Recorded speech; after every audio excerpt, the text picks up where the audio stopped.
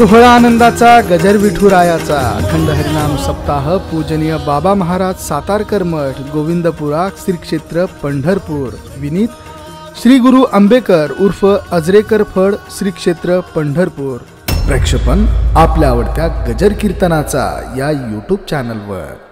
याचे भाग्य वैराग्याचे भाग्य संत संग हाची लाग संत कृपेचे हे दीप करी साधका निष्पाप।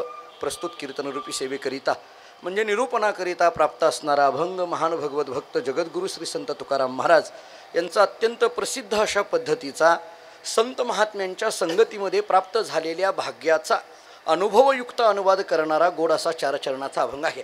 या अभंगातून जगद्गुरु श्री संत तुकाराम महाराजांनी संतांच्या कृपेमध्ये प्राप्त झालेल्या तीन भाग्यांचं वर्णन केलेलं आहे।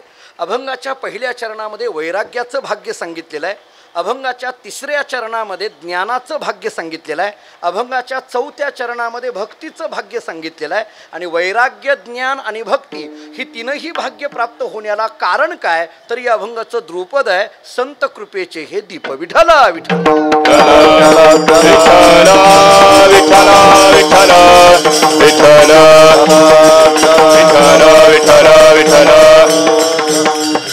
पवित्र भूमी असणाऱ्या पंढरपूर क्षेत्रामध्ये वैकुंठवासी महान भगवत भक्त परमश्रद्धेय गुरुजींच्या प्रथम पुण्यस्मरणानिमित्त हा उत्सव संपन्न होतो आहे। वारकरी संप्रदायामध्ये ज्या काही फड परंपरा पंढरपुरामध्ये चालत आलेल्या आहेत त्याच्यामध्ये आंबेकर उर्फ अजरेकर फडाची ही एक फार मोठी दिव्य परंपरा आहे। आणि या परंपरेचे अध्वर्यू या परंपरेचे सर्वेसर्वा आदरणीय गुरुजींचं हे प्रथम पुण्यस्मरण या ठिकाणी साजरं होत आहे। त्या प्रथम पुण्यस्मरणाच्या निमित्ताने परमभाग्याने माझ्याकडे प्राप्त झालेली ही कीर्तनाची सेवा आहे। विठ्ठल विठ्ठल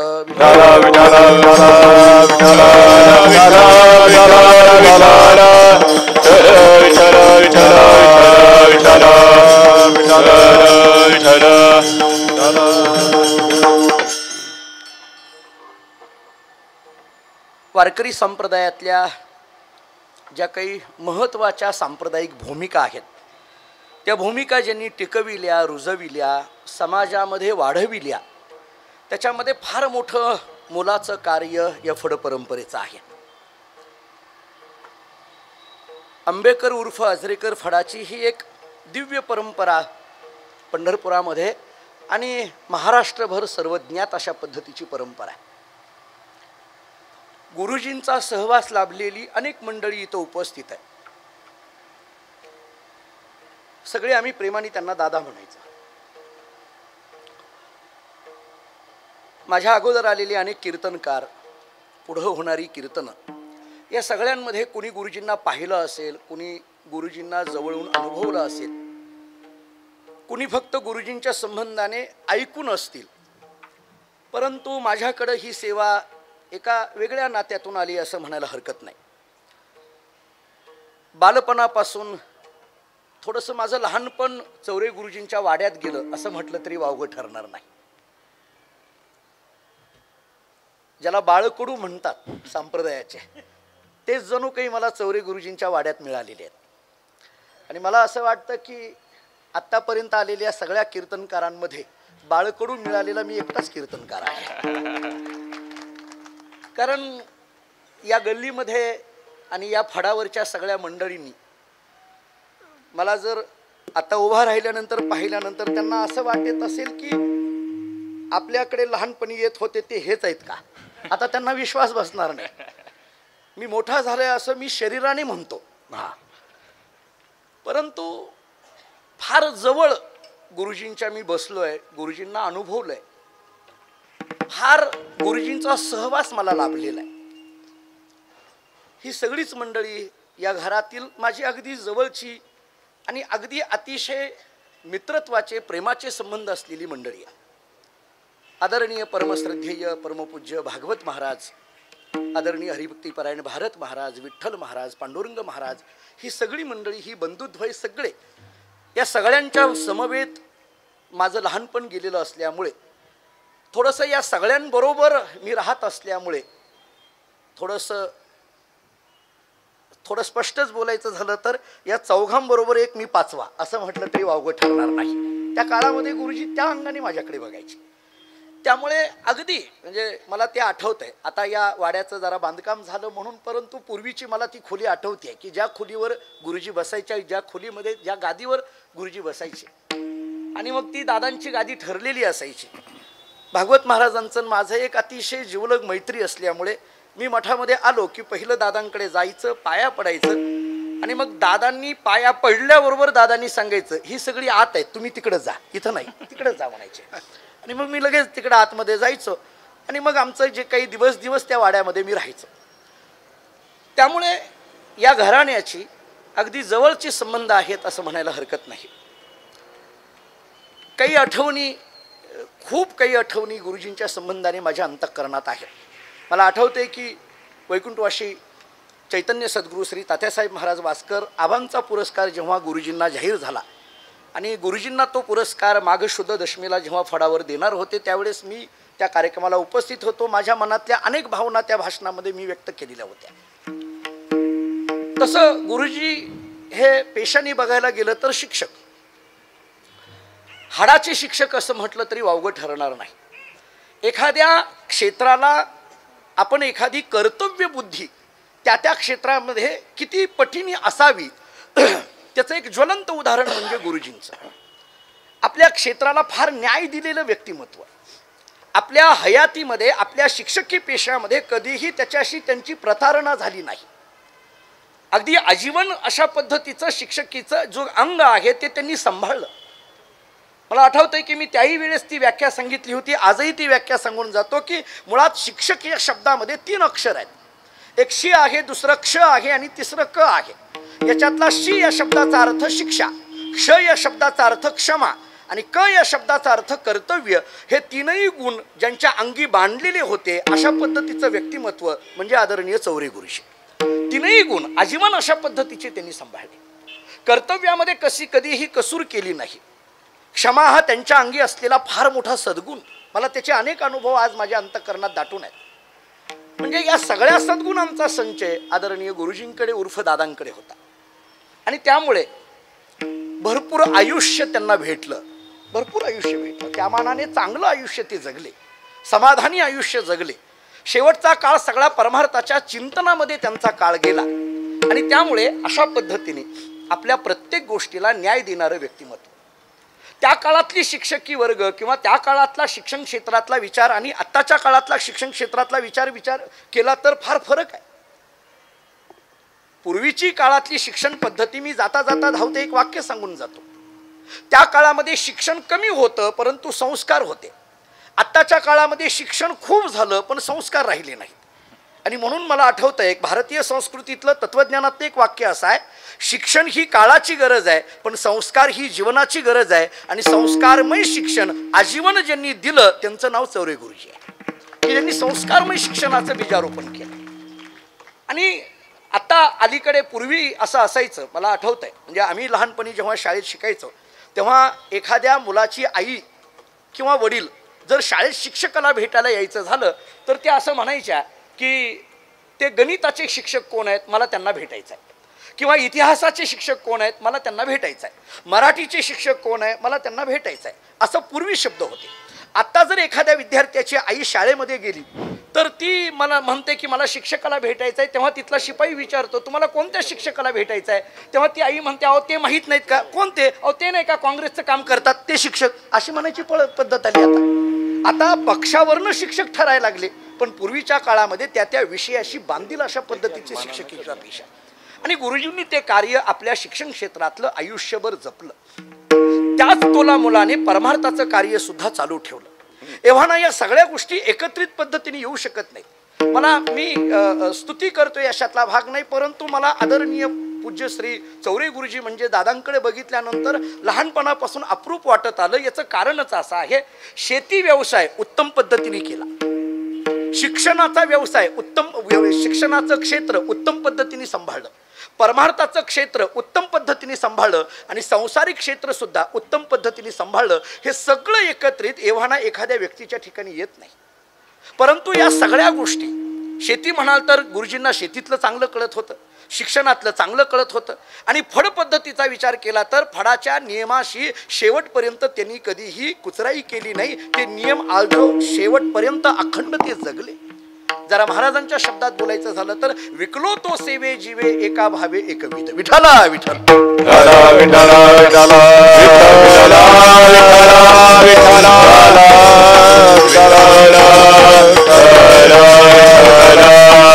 एखाद्या वैष्णवाचं जीवन कसं असतं, एखाद्या सद्भक्ताचं जीवन कसं असतं हे आपल्याला गुरुजींकडे पाहिल्यानंतर कळून येईल. मी महाराजांचंच एक प्रमाण देऊन जातो आपल्या सगळ्यांची ऐकण्यात. पडता जड भारी पडता जड भारी पडता जड भारी पडता जड भारी नेमान निर्धारी नेमान निर्धारी नेमान निर्धारी नेमान निर्धारी नेमान निर्धारी नेमान निर्धारी पडता जड भारी नेमान निर्धारी नेमान निर्धारी नेमान निर्धारी पडता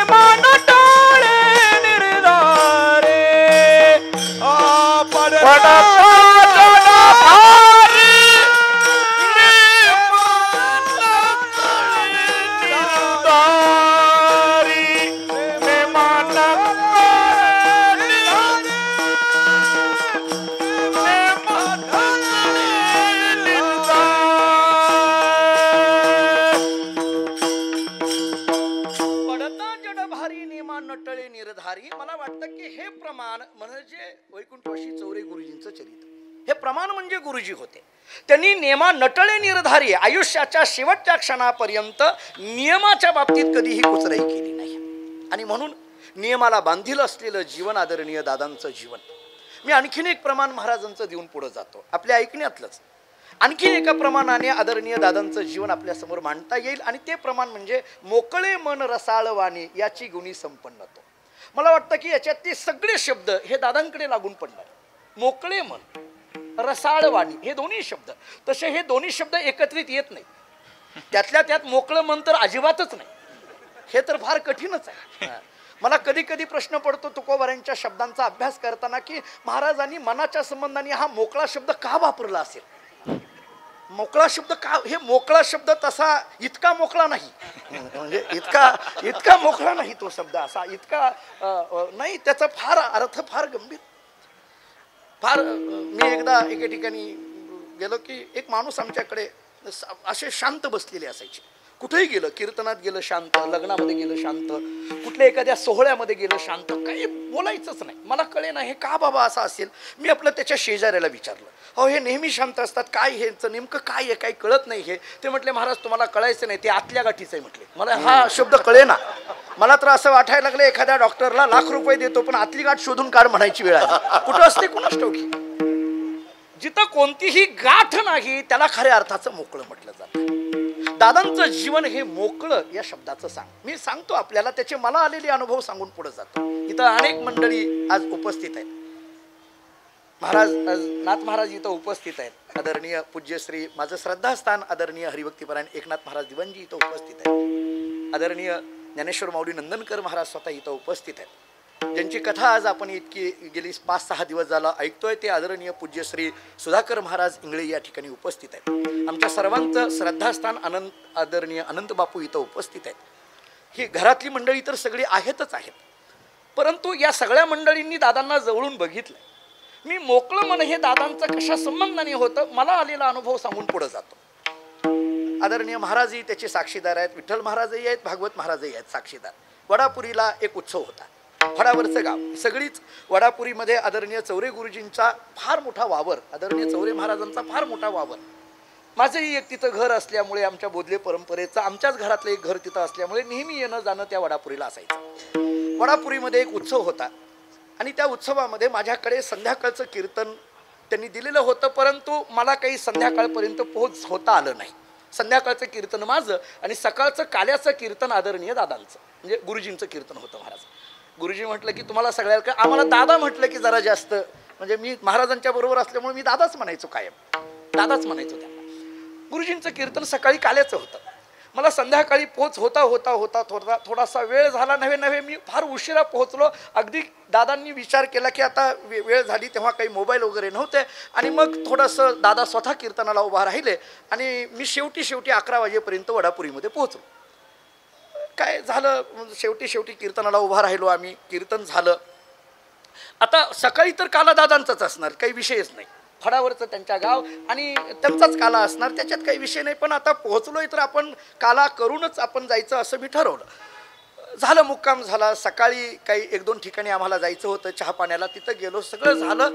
भजन उभा राहिल्याबरोबर दादांनी मला बोलून घेतलं आणि मला म्हटलं की हां बांधा फेटा. मी म्हटलं का, काल्याचं कीर्तन नाही का करायचं? मी म्हटलं नाही, कीर्तन तुमचं आहे की. ते म्हटले मी रात्री तुमचं केलं की, आता तुम्ही माझं करायचं. आता एक वाक्य बोलू, हे खरं तर आता हे तुम्ही फेसबुक लाईव्ह ठेवले पण तरी बोलून जातो. अहो, आपलं स्वतःचं काल्याचं कीर्तन दुसऱ्याला देणं याला काही फडकरी म्हणतात का? एवढंच बोलायचंय मला, बाकी काही नाही. असं कुठं होत असतंय काय? म्हणून म्हटलं तुम्ही आता हे जरा फार मला अडचणीत आणलंय, पण बोलतोच आता, काही अडचण नाही. असं होत नाही महाराज, आमच्यात होत नाही असं शक्यच नाही. काल्याचं कीर्तन कोण द्यायला लागले महाराज? काही देतील पण काल्याचं कीर्तन शक्य नाही. हे काही याचे अर्थ वेगळे घ्या परत. आदरणीय पूज्य आमचे भागवत महाराज कबीर इथं स्वतः उपस्थित. पण कोण द्यायला लागले काल्याचं कीर्तन? पण दादांनी मला सांगितलं. मी म्हटलं हो दादा, हे नाही तूच करायचं. अहो म्हटलं तुम्ही करायला पाहिजे, हा काला मान आहे, तुम्ही केलं पाहिजे हे ते. नाही म्हटले, तू केलं काय मी केलं काय? अरे बापानी केलं काय पोरांनी केलं काय, त्याच्यात काय असतं? इतकं मोकळं मन होतं म्हणून म्हटलं मोकळे मन. हे दादांचं कोण आहे एवढं महाराज? इतकं प्रेम दादांनी घरावर केलं आणि घरावर प्रेम करणाऱ्या व्यक्तीवरही तितकंच प्रेम केलं. रसाळ वाणी सहज होती, फार सहज बोलणं. त्या वाणीमध्ये कधीही कुठल्याही पद्धतीचा कडवटपणा आणि कडवीकपणा नव्हता. सहज बोलणं होतं दादांचं. आणि त्यामुळं मी ही दोन्ही प्रमाणं मी आपल्याला आवर्जून सांगितली की पडता जड भारी नेमा न टळे निर्धारी, हे चरण म्हणजे दादा. आणि मोकळे मन रसाळ वाणी याची गुणी संपन्न तो, हे चरण म्हणजे दादा. त्यामुळे परमार्थाच्या अंगाने अशा पद्धतीने दादांचं व्यक्तिमत्व. शिक्षकी पेशा तसाच, शेती क्षेत्रामध्ये तसाच, शिक्षणामध्ये आपल्या अंतःकरणातल्या भावना तशाच. ह्या सगळ्या व्यवसायाबद्दल अनेक आदरणीय भारत महाराज व्यवसायात. मला आठवतंय भागवत महाराजांचं पूर्वी आमचं घड्याळाचं दुकान होतं. मी आमचं मुद्दाम शब्द वापरतो कारण आम्हीच त्या दुकानात असायचो सारखे, म्हणून मी म्हटलं आमचं ते दुकान. विचारा आमचं का भागवत महाराज ते दुकान आम्हाला ते ठरलेले. अहो तो स्टूल आता त्यांनी विकला का काय केला मला माहीत नाही, पण तो लाकडी स्टूल मला आणखी आठवतंय. त्या लाकडी स्टूलावर बऱ्याच घटना घडलेल्या आहेत, मी सांगत नाही. आता तो महाराज सुवर्ण काळ, तो इतका सुवर्ण काळ काय. त्यांनी एक शब्द मला आल्या कानात सांगितलं, हे न सांगण्यासारखं आहे म्हणून सांगत नाही मला ते. मी त्यांना म्हटलं तुम्ही इथं बसणं म्हणजे ते सगळे शब्द आठवण आहे असं म्हटलं मी. त्यावेळेस काय आदरणीय हरिभक्तीपरायण जळगावकर महाराज, शिवणीकर महाराज, आदरणीय कबीर महाराज, केशव महाराज नामदास, हे चौघ, भागवत महाराज आणि त्याच्यात मी एक पिल्लू होतो त्यावेळेस. असायचं सगळ्यात. मला ते शेंडफळ म्हणायचे सगळे हे. त्या तिथं बसल्यानंतर चहा सांगायला जायचं काम माझ्याकडे असायचं. म्हणून म्हटलं आमचं दुकान. मी म्हटलं त्या दुकानात घड्याळ कमी नीट केली जायची. मी पुढलं बोलत नाही आता त्याच्यामध्ये. आता ह्या सगळ्या आठवणी तुम्हाला सहन करावं लागतील महाराज, त्याला इलाज नाही. आता बोलवलंय ना, हे सगळं सहन करा. कृष्णा महाराज तुम्ही फार लहान होता तेव्हा, लहान होता, फार लहान होता त्यावेळेस कृष्णा महाराज. म्हणजे ह्या सगळ्या आठवणी आज मला या प्रसंगाने आठवतात. आणि त्या सगळ्यांवर दादांनी तितक्याच पद्धतीने प्रेम करावं. आलं की आम्हा सगळ्यांना अगदी चौकशी, आस्थेनी चौकशी करावी. त्यामुळे मोकळे मन रसाळवाणी अशा पद्धतीचं दादांचं चरित्र. हे झालं थोडंसं या अंगाने. थोडंसं तत्वज्ञानाच्या दृष्टीने विचार केला तर या अभंगातली मी जी 3 भाग्ये आपल्या समोर अभंगाच्या माध्यमातून मांडणार आहे, ती 3ही भाग्य शेवटपर्यंत जे जगले ते म्हणजे दादा. त्यातलं मला पहिलं भाग्य सांगायचं आहे वैराग्याचं, दुसरं भाग्य सांगायचं आहे ज्ञानाचं आणि तिसरं भाग्य सांगायचं आहे भक्तीचं. वैराग्य, ज्ञान आणि भक्ती हे 3ही तत्वाचा समन्वय पूर्णपणे ज्यांच्या जीवनामध्ये आहे ते म्हणजे दादांचं चरित्र आहे. बऱ्याचदा कधी वैराग्य असलं तर भक्ती असेल याची शाश्वती नसते. ज्ञान आलं तर भक्ती येईल याची शाश्वती नाही, आणि भक्ती असेल तर ज्ञान येईल याची शाश्वती नाही. वैकुंठवासी गुरुवरी भाऊ एक वाक्य सांगायचे पाठशाळेमध्ये असताना. भाऊ असं सांगायचे की ज्ञान आणि भक्तीचा विचार करत असताना खरं पाहायला गेलं भक्तीला सोडून असलेलं ज्ञान आणि ज्ञानाला सोडून असलेली भक्ती, ते एका वाक्यात बोलायचे. भक्तीला सोडून असलेलं ज्ञान अहंकार निर्माण करतं आणि ज्ञानाला सोडून असलेली भक्ती भेद निर्माण करते. त्यामुळे ज्ञान आणि भक्तीचा समन्वय जीवनामध्ये पाहिजे आणि तो समन्वय ज्यांच्या जीवनामध्ये होता ते वैकुंठवासी दादा आहेत. विठ्ठला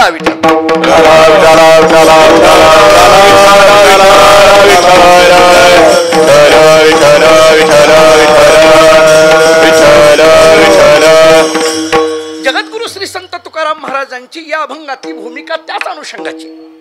जगद्गुरु तुकोबारायांच्या चरित्राच्या दृष्टीने हा अभंग अत्यंत महत्वाचा आहे असं मला वाटतं. मी जरा थोडासा धाडस करून बोलतो. तुकाराम महाराजांचा प्रत्येक अभंग हे तुकाराम महाराजांचं चरित्र प्रगट करणारा अभंग आहे.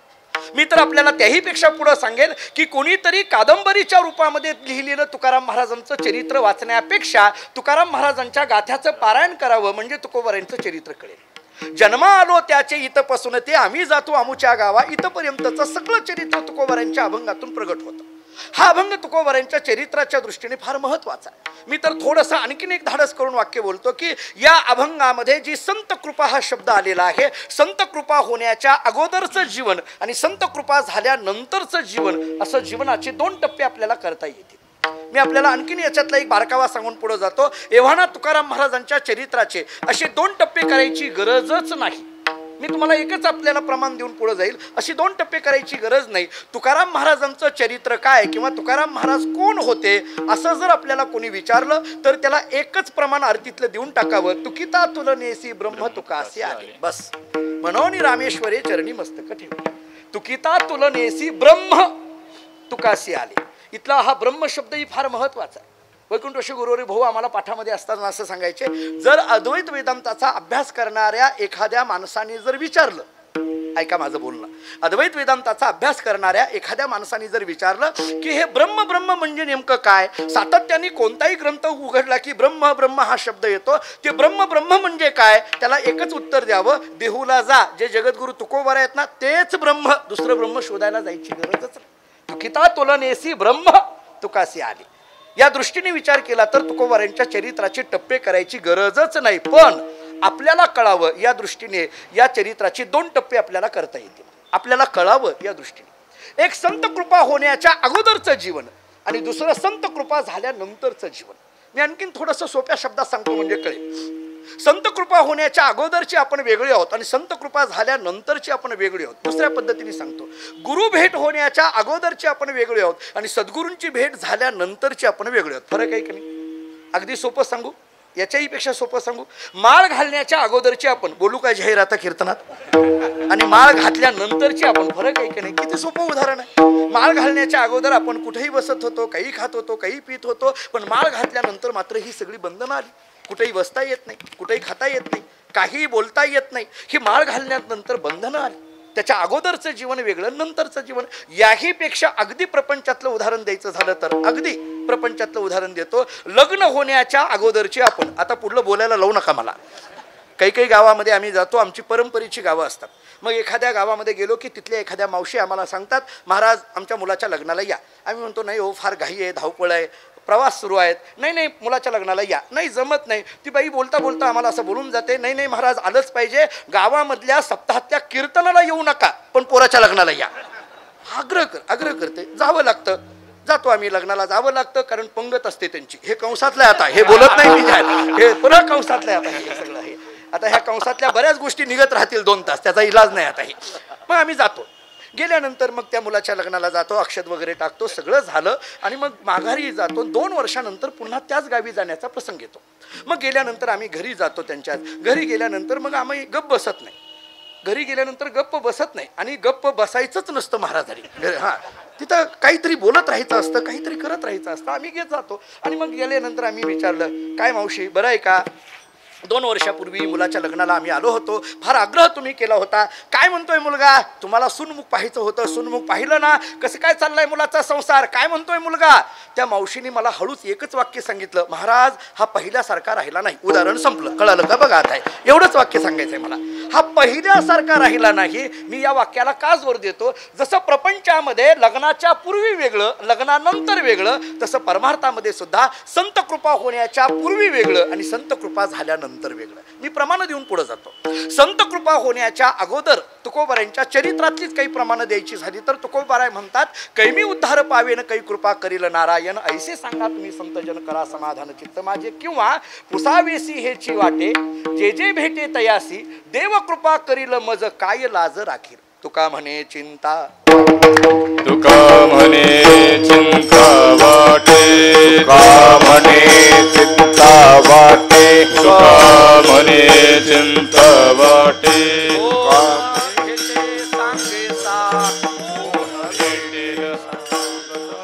कोण भेटे सांगे सा, कोण भेटे सांगे सा, कोण भेटे सांगे सा, कोण भेटे सांगे सा. तुका म्हणे चिंता वाटे, कोण भेटे सांगे सा, कोण भेटे सांगे सा, कोण भेटे सांगे सा. तुका म्हणे चिंता वाटे, कोण भेटे सांगे सा, कोण भेटे सांगे सा, कोण भेटे सांगे सा. सांगे सा, देव कृपा करील मज काय लाज राखील. तुका म्हणे चिंता वाटे. या वाटे शब्दाकडे एक लक्ष द्या. संत भेट जोपर्यंत होत नाहीये तोपर्यंत तुकोबाराय म्हणतात तुका म्हणे चिंता वाटे. त्याच तुकाराम महाराजांच्या मुखातली भाषा आहे संत भेट झाल्यानंतरची अवघी चिंता वारली. मला ही दोन्ही प्रमाण आपल्या समोर मांडायचे. तुका म्हणे चिंता वाटे, इथला वाटे शब्दाला एक थोडं लक्ष द्या, आणि अवघी चिंता वारली, इथल्या वारली शब्दाकडे एक लक्ष द्या. संत भेट होत नाहीये तोपर्यंत महाराज सांगतात चिंता वाटे, आणि एकदा संत भेट झाल्यानंतर तेच महाराज म्हणतात अवघी चिंता वारली. हा वारली शब्द सुद्धा खूप महत्वाचा आहे. मी अनेकदा विनोदाने सांगत असतो, महाराजांना असं म्हणता आलं असतं अवघी चिंता निघून गेली, असं लिहिलं असतं. काय अडचण आहे, काय लिहायला अडचण काय. उजळले भाग्य आता अवघी चिंता निघून गेली म्हणायचं काय अडचण. काय आता अलीकडे काही चाललं तर हे म्हणायला काय हरकत आहे. काही चाललं आता त्याला काय कुठं जोडतील काही सांगता येत नाही. असं का लिहिलं नाही महाराजांनी. अवघी चिंता वारलीच असं लिहिलं, अवघी चिंता निघून गेली असं म्हटलं नाही. मी विनोदाने सांगू, काही नाही, महाराजांना माहीत होतं निघून गेलेली 8 दिवसात माघारी ती. नाही, मी चिंतेबद्दल बोलतोय नाथ महाराज, माझ्याकडे असं रागाने बघू नका. पण वारली म्हटलं की मेली, जळाली, पुन्हा उत्पत्ती पुन्हा नाही. महाराज सांगतात अवघी चिंता वारली. आता आणखीन थोडासा पुढे दाखला देतो. हे अवघी चिंता वारली या शब्दाचा अर्थ आहे निश्चिंत होणं. ही निश्चिंतता येणं म्हणजे नेमकं काय. तुमच्या ऐकण्यातलं नेहमीचं प्रमाण देऊन जातो. आता निश्चिंतीने पावलो विसावा, खुंटलिया धावा तृष्णेची या. खुंटलिया धावा तृष्णेची या. तृष्णेची या शब्दाचा अर्थ इच्छा, धावा या शब्दाचा अर्थ पळापळ, आणि खुंटणं या शब्दाचा अर्थ थांबणं. इच्छेची पळापळ थांबली, चिंता संपली, निश्चिंत अवस्था प्राप्त झाली. आता इच्छा राहिली नाही, त्यामुळे चिंता येण्याचा प्रश्नच नाही. इच्छादयो यथा दुःखम, इच्छा शांतिर यथा सुखम. योग वासिष्ठ आम्हाला सांगतं. आशायाम परमम दुःख नैराश्यम परमम सुख. भागवत आम्हाला सांगतं आशा जैशी दुःखाते. ज्ञानेश्वरी आम्हाला रोज हे सांगून देते, जिथं जिथं इच्छा आहे तिथे तिथं दुःख आहे. महाराज सांगतात आता इच्छाच राहिली नाही, कृतकृत्य झालो, इच्छा केली ती पावलो. काम नाही झालो पायी रिकामा, असा न कामयमाना निरोध रूपत्वात. नारद भक्ती सूत्रामध्ये सूत्र येऊन जातं सा न कामयमाना. आता कोणतीही कामना राहिली नाही, त्यामुळे कामनाच राहिली नाही, त्यामुळे चिंता येण्याचा प्रश्नच नाही, निश्चिंत अवस्था प्राप्त झाली. मी आपल्याला आणखीन एक थोडा विचार याच्या समोर पुढे करतो. ही इच्छा न राहणं यालाच निरपेक्ष असं म्हटलं जातं. एकनाथ महाराजांनी भागवतामध्ये एक ओवी फार छान दिली. नाथ महाराज सांगतात हे निरपेक्ष या शब्दाचा अर्थ काय. नाथ महाराज सांगतात प्राप्त लाभावस्था बाधून शके साधूंच्या चित्ता, चित्त घातले भगवंता या नाव निरपेक्षता. निरपेक्ष शब्दाची एकाच ओवीमध्ये व्याख्या सांगून टाकली. प्राप्त लाभावस्था बाधून शके साधूंच्या चित्ता. प्राप्त अप्राप्त लाभ अवस्था बाधून शके साधूंच्या चित्ता. आणखीन थोडासा खुलासा करतो. प्राप्त आणि अप्राप्त म्हणजे मिळणं आणि न मिळणं, ही कोणतीही अवस्था ज्यांच्या चित्ताला स्पर्श करत नाही याला म्हटलं जातं निरपेक्षता. आणि खुलासा करतो हे मिळणं आणि न मिळणं म्हणजे नेमकं काय एखादी गोष्ट मिळाली तरी आनंद होत नाहीये आणि न मिळाली तरी दुःख होत नाहीये, अशा सुख दुःखाच्या पलीकडे पोहोचणं या नाव निरपेक्षता. मिळाली, जगद्गुरु म्हटलं म्हणून कौतुक नाही आणि वेड म्हटलं म्हणून राग नाही. या कौतुक आणि निंदेच्या पलीकडे पोहोचणं, थोडं शब्द तत्वज्ञानातला बोलायचा झाला तर द्वंद्वाच्या पलीकडे पोहोचणं या नाव निरपेक्षता. याच्या पलीकडे पोहोचणं. मी आपल्या ऐकण्यातली ज्ञानेश्वरीतली दुसरी ओवी सांगून पुढे जातो. सुखी संतोषानं यावे, दुःखी विषादा न भजावे, लाभालाभ न धरावे मना माझी. हा मना माझी शब्द सगळीकडे लावा. सुखी संतोषा न यावे, कुठं? मना माझी. दुःखी विषादा न भजावे, कुठं? मना माझी. लाभालाभ न धरावे, कुठं? मना माझी. लाभालाभ हा शब्दच महत्वाचा आहे. लाभ आणि अलाभाच्या पलीकडे पोहोचणं. कधी कधी प्रश्न असा पडतो की नेमकं अशा पद्धतीने नाथ महाराजांनी का म्हणावं की ही कोणतीही अवस्था ज्यांच्या चित्ताला स्पर्श होत नाही, प्राप्ताप्राप्त लाभावस्था बाधू न शके साधूंच्या चित्ता. का? याचं एकच उत्तर नाथ महाराजांनी देऊन टाकलं. याचं एकच कारण आहे, चित्त घातले भगवंता. बस एवढ्या एका तुकड्याला फार महत्व द्या. चित्त घातले भगवंता. तत्वज्ञानाच्या भाषेत बोलायचं झालं तर चित्त चित्त म्हणून राहिलं नाही, चित्त चिदरूप झालं. दुसरं प्रमाण देतो आपल्याला, चित्त चैतन्या पडता मिठी दिसे हरिरूप अवघी सृष्टी. चित्त चित्त राहिलं नाही तर चित्त चिदरूप झालं. मी आपल्याला याचा खुलासा करून जातो. हे चित्त चिदरूप होणं म्हणजे नेमकं काय? जरा थोडंसं मराठीमध्ये चित्त शब्द कसा लिहायचा हे डोळ्यासमोर आणा. कसं लिहावं लागेल? चल पहिली वेलांटी आणि तला त जोडलं की काय शब्द तयार होतो? चित्त. एवढं तर मान्य आहे. चल पहिली वेलांटी द्या आणि तला त जोडलं की काय शब्द झाला? चित्त.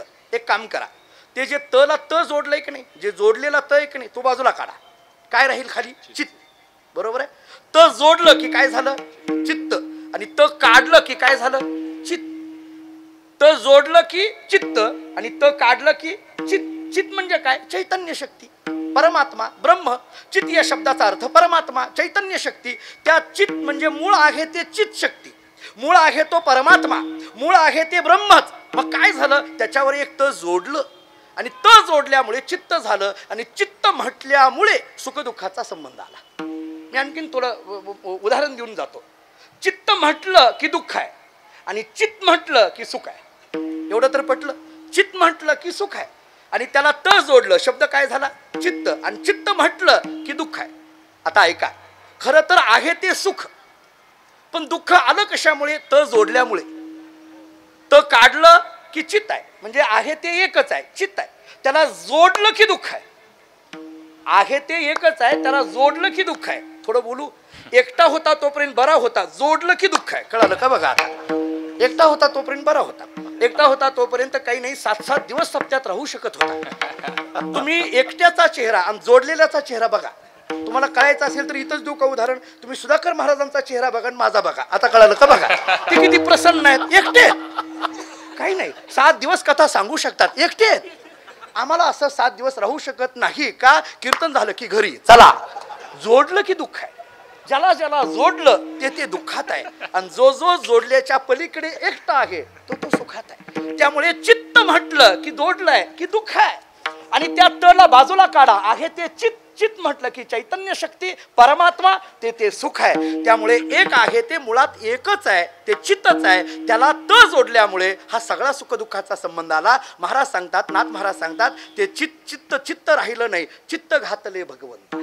याचा अर्थ जोडलेला जो वेदांत शास्त्रामध्ये एक सिद्धांत आपल्या सगळ्यांच्या ऐकण्यात फार त्याची चर्चा होईल. वेदांत शास्त्रामध्ये असा सिद्धांत आहे, मुळात आहे ते अधिष्ठान आणि त्याच्यावर आरोपित एखादी वस्तू केली की सुखदुःखाचा संबंध येतो. अधिष्ठानावर आरोपित एखादी वस्तू केली की सुखदुःखाचा संबंध येतो. ऐकण्यातला नेहमीचा दृष्टांत देतो. मुळात आहे ती रज्जूच, पण त्याच्यावर आरोपित काय झालं? सर्प.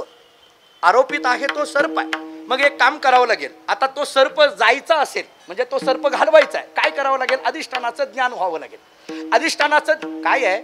वेदांत शास्त्रामध्ये एक सरळ सिद्धांत आम्हाला असा सांगितला जातो, कल्पित पदार्थाची निवृत्ती ही अधिष्ठान रूप असते.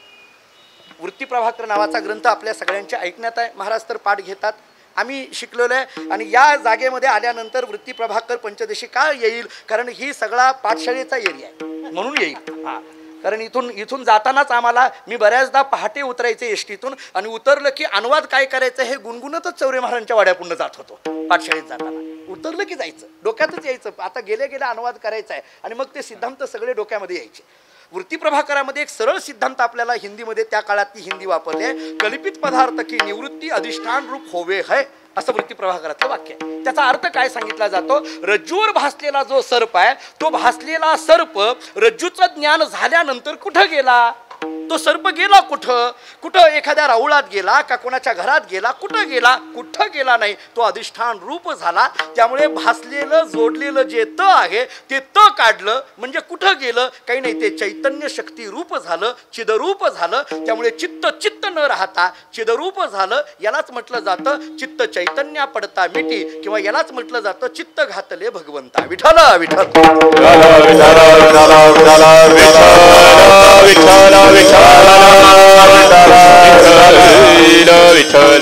मी तुकोबरांच्या चरित्रातून मला त्या वैराग्य शब्दाकडे यायचं आहे. मी आणखीन खुलासा करतो याचा. काय आहे, जोपर्यंत वस्तू वस्तू म्हणून स्वीकारली जाते तोपर्यंत सुखदुःखाचा संबंध नसतो. वस्तू माझी म्हणून स्वीकारली की सुखदुःखाचा संबंध येतो. मी आपल्याला महाभारतातले एक सूत्र सांगून पुढे जातो. महाभारताने आम्हाला असं सांगितलंय, द्रव्यक्षरस्तु भवेन मृत्यूत्रक्षर ब्रह्म शाश्वतम ममेतीच भवेन मृत्यू न ममेतीच शाश्वतम. महाभारत आम्हाला असं सांगतं, मम म्हटलं की मृत्यू आहे आणि न मम म्हटलं की शाश्वतता आहे. सोप्या शब्दात सांगायचं झालं तर माझं म्हटलं की अडकला आणि माझं नाही म्हटलं की सुटला. माझं म्हटलं की अडकला. जिथं जिथं मम शब्द येतो, माझं शब्द येतो, तिथं तिथं सुख दुःखाला सुरुवात होते. मी उदाहरण देतो आपल्याला. वस्तू वस्तू म्हणून स्वीकारली की सुख दुःख नाही, पण ती वस्तू माझी म्हणून स्वीकारली की सुख दुःखाचा जन्म झाला. मी अनेकदा उदाहरण देत असतो. समजा मी बोलतोय, हा माईक आहे, आपल्या सगळ्यांना ऐकू जात आहे, मी इथं आलो, हा माईक आहे असं म्हटलं, काही नाही, त्याचं सुखही नाही दुःखही नाही. पण हा माईक माझा असं म्हटलं की सुख दुःखाला सुरुवात झाली. हा माईक माझा म्हटलं, आवाज चांगला आला की सुख आहे आणि आवाज कमी आला की दुःख आहे. बऱ्याचदा आम्ही कीर्तनाला उभा राहिल्यानंतर त्या स्पीकरवाल्याकडे बघत असतो आणि सांगत असतो, माझ्या माईकला आवाज दे, माझ्या माईकला आवाज दे. गायक म्हणत असतात माझ्या माईकला आवाज दे, वादक म्हणत असतात माझ्या माईकला आवाज दे. मला कधी कधी या माझ्या शब्दाला फार हसू येतं. तो स्पीकरवाला म्हणत असेल माईक माझा आणि ही काही इथं येऊन माझा माझा म्हणायला लागलाय. मी 10-5 हजाराचा आणलाय, हे बरं इथं येऊन म्हणायला लागलंय माझं माझं. बघा एका ठिकाणी नाशिककडे कीर्तनाला गेलो महाराज, मी उभा राहिलो, आणखीन रामकृष्ण हरी सुरू व्हायचं होतं. तेवढ्यामध्ये एका गायकाने त्या स्पीकरवाल्याला सांगितलं, माझ्या माईकला आवाज दे. त्यांनी दिला. दुसऱ्या गायकाने सांगितलं आम्हाला द्या, त्यांना दिला. पकवा जादा गप्प बसतील का, त्यांनी सांगितलं आम्हाला द्या, त्यांना दिला. दुसरे म्हणायला लागले आम्हाला द्या. 10 मिनिट हे आवाज देणं चालू होतं. 10 मिनिटानंतर मी त्या स्पीकरवाल्याला सांगितलं, या सगळ्याला देऊन जर थोडं राहिलं तर मला दे, नाही तर राहू दे, काही नसलं तरी चालेल. किती गंमत आहे महाराज त्या आवाजामुळे. माईक माईक म्हणून स्वीकारला, सुख दुःख नाही. माईक माझा म्हटलं की सुख दुःखाला सुरुवात झाली. मम आलं की सुख दुःखाला सुरुवात झाली. मम हा शब्द फार महत्वाचा आहे. तुकोबारांची प्रमाण देऊन पुढे जातो. तुकोबाराय सांगतात, खरं पाहायला गेलं या संसारामध्ये अडकल्यानंतर जोपर्यंत याच्यात नव्हतो तोपर्यंत मी निर्ममत्व या भूमिका स्वीकारत होतो. पण याच्यामध्ये पडल्यानंतर या संसाराच्या ज्या भूमिका आहेत त्या माझ्या अंगावर आरोपित पद्धतीच्या झाल्या. येणे मज भोग विल्या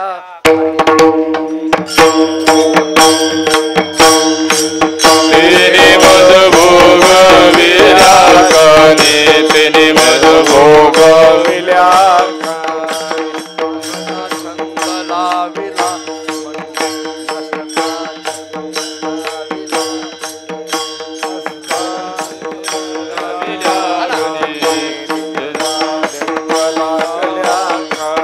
माझलो मी माझे भ्रमणे, माझलो मी माझे मागलो मी माझे भ्रमणे, मागलो मी माझे भ्रमणे. झाले थोडे विटंबना,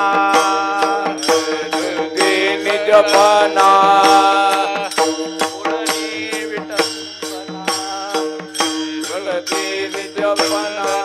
शस्त्र हे निर्वाणिता बाण, शस्त्र हे निर्वाणिता बाण, शस्त्र हे निर्वाणिता बाण, शस्त्र हे निर्वाणिता बाण, शस्त्र हे निर्वाणिता बाण, शस्त्र हे निर्वाणिता बाण, शस्त्र हे निर्वाणिता बाण. येन मज भोग वेल्या खाणी, भोग वेल्या खाणी, सता छंद लावेला मन, नत्वनो संग लावेला मनी.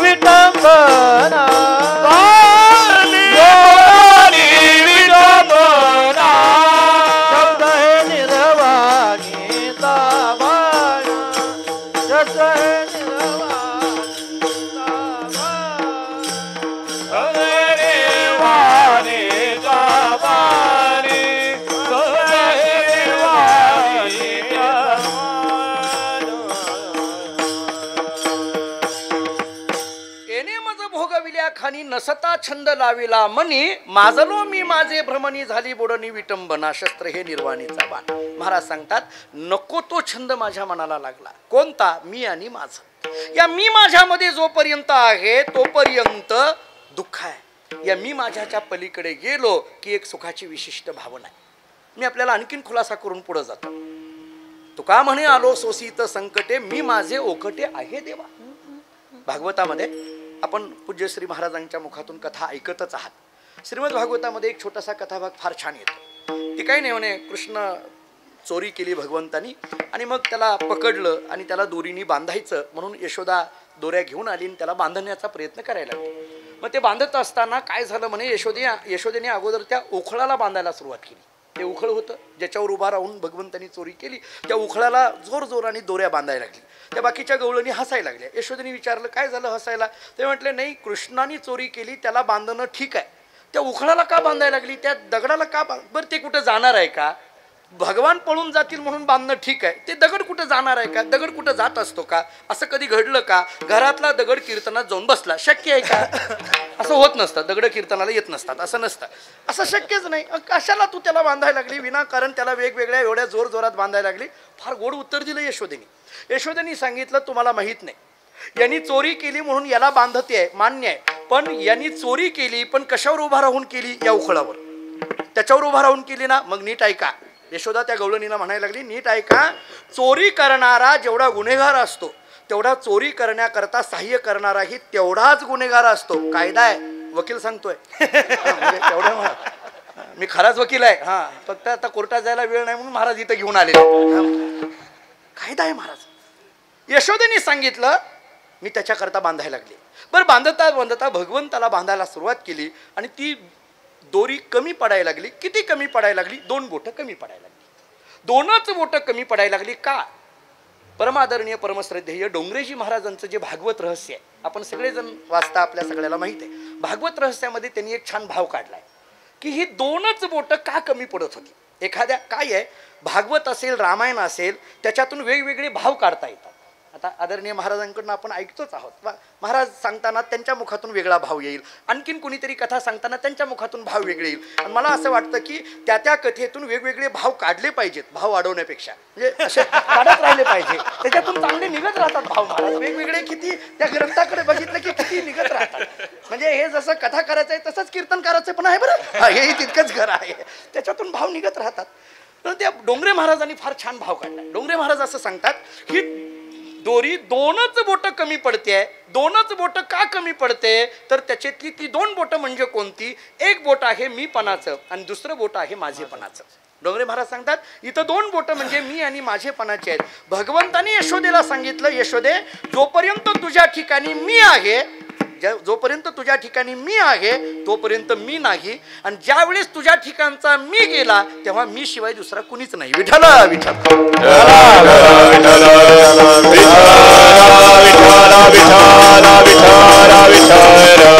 त्यामुळे मी माझ्याच्या पलीकडे पोहोचणं ही निर्द्वंद्वाची अवस्था आहे, ही निरपेक्षतेची अवस्था आहे. जगद्गुरु श्री संत तुकाराम महाराज या निरपेक्ष भूमिकेमध्ये. त्यामुळे आता द्वंद्व राहिलं नाही, सुखही नाही आणि दुःखही नाही. मी मुद्दाम महाराजांचं प्रमाण देऊन जातो. कळो नये सुख दुःख तहान हर पली भूक. या सुख दुःखाच्या पलीकडे पोहोचणं, भेदाभेदाच्या पलीकडे पोहोचणं, दिवस रात्रीच्या पलीकडे पोहोचणं, गरीब श्रीमंतीच्या पलीकडे पोहोचणं, या एकंदरीत द्वंद्वाच्या पलीकडे पोहोचलेले तुकाराम महाराज निर्द्वंद्व ज्याला म्हटलं जातं, निरपेक्ष ज्याला म्हटलं जातं, निष्परिग्रह ज्याला म्हटलं जातं, त्या स्थितीमध्ये असलेले तुकाराम महाराज. एकाला मोठं आश्चर्य वाटलं आणि त्यांनी तुकाराम महाराजांना विचारलं महाराज इतक्या अशा निरपेक्ष भूमिकेमध्ये तुम्ही आहात, निर्द्वंद्व भूमिकेमध्ये तुम्ही आहात, कोणतीही गोष्ट हवी आणि हवी नको या सगळ्याच्या पलीकडे तुम्ही पोहोचलेले आहात, नेमकं काय गमक आहे? तुम्हाला असा कोणत्याही गोष्टीबद्दल आता ममत्व राहिलेलं दिसून येत नाही आणि तरीही तुम्ही इतक्या प्रसन्नतेमध्ये आहात, आनंदात आहात, समाधानात आहात. तुकाराम महाराजांचा चेहरा अगदी प्रसन्न आहे, आनंदी आहे, समाधानी आहे. काही मिळालं म्हणजे माणसाला समाधान किंवा प्रसन्न वाटतं, पण इथं महाराजांना मिळालं असं काही दिसत नाही. उलट होतं ते त्यांच्या जवळचं निघून गेलं. बायको मेली, घर जळालं, व्यापार बुडला, दिवाळं निघालं, तरी महाराजांच्या मुखातून शब्द यावे बरे झाले देवा निघाले दिवाळी. अशा स्थितीमध्ये असलेल्या तुकाराम महाराजांना एकाने विचारलं, महाराज हे नेमकं काय आहे? काही मिळालं म्हणून तुम्ही आनंदात असणं ठीक आहे, पण मिळालं नसतानाही तुम्ही आनंदात आहात, याचं गमक काय? महाराजांनी त्याच्याकडे पाहिलं आणि सांगितलं, खरं सांगू, माझ्याजवळ जे होतं ते निघून गेलं म्हणूनच बरं झालं. निघून जाण्याला कुठं बरं म्हणतात का? महाराज म्हणतात, नाही नाही, निघून गेलं ही माझ्या जीवनातली भाग्याची गोष्ट आहे. त्यांनी आश्चर्याने विचारलं, महाराज मिळण्याला भाग्य म्हणतात, निघून जाण्याला भाग्य म्हणत नाही. एखाद्याला लॉटरीचं तिकीट लागलं की ते भाग्य आहे का? पाकिट चोरीला गेलं भाग्य आहे? पाकिट चोरीला कुठं भाग्य म्हणतात का? अहो, मिळण्याला भाग्य म्हणतात. आणि तुम्ही तर म्हणता निघून गेलं हे भाग्याचं आहे. नेमकं काय आहे बरं? निघून जाण्याला जर भाग्य म्हणत असाल तर त्या भाग्याचं नाव तरी काय?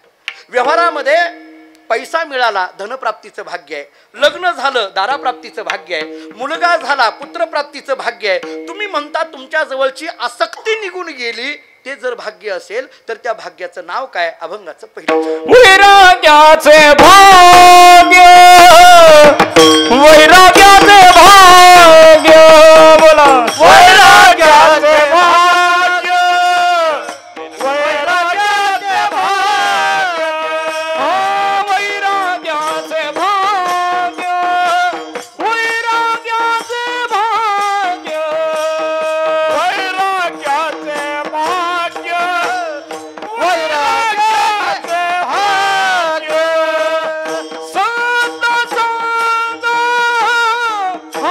हाती लाग, बोला संत संग हाती लाग, संत संग हाती लाग, संत संग हाती लाग. संत कृपेचे दीप, संत कृपेचे दीप, संत कृपेचे दीप, संत कृपेचे दीप. वैराग्याचे भाग्य, संत संग हाती लाग,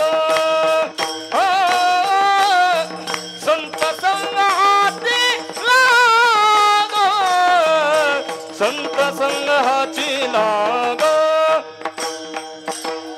वैराग्य भादीप, संत संग हाती लाग, संत संग हाती लाग, संत संग हाती लाग.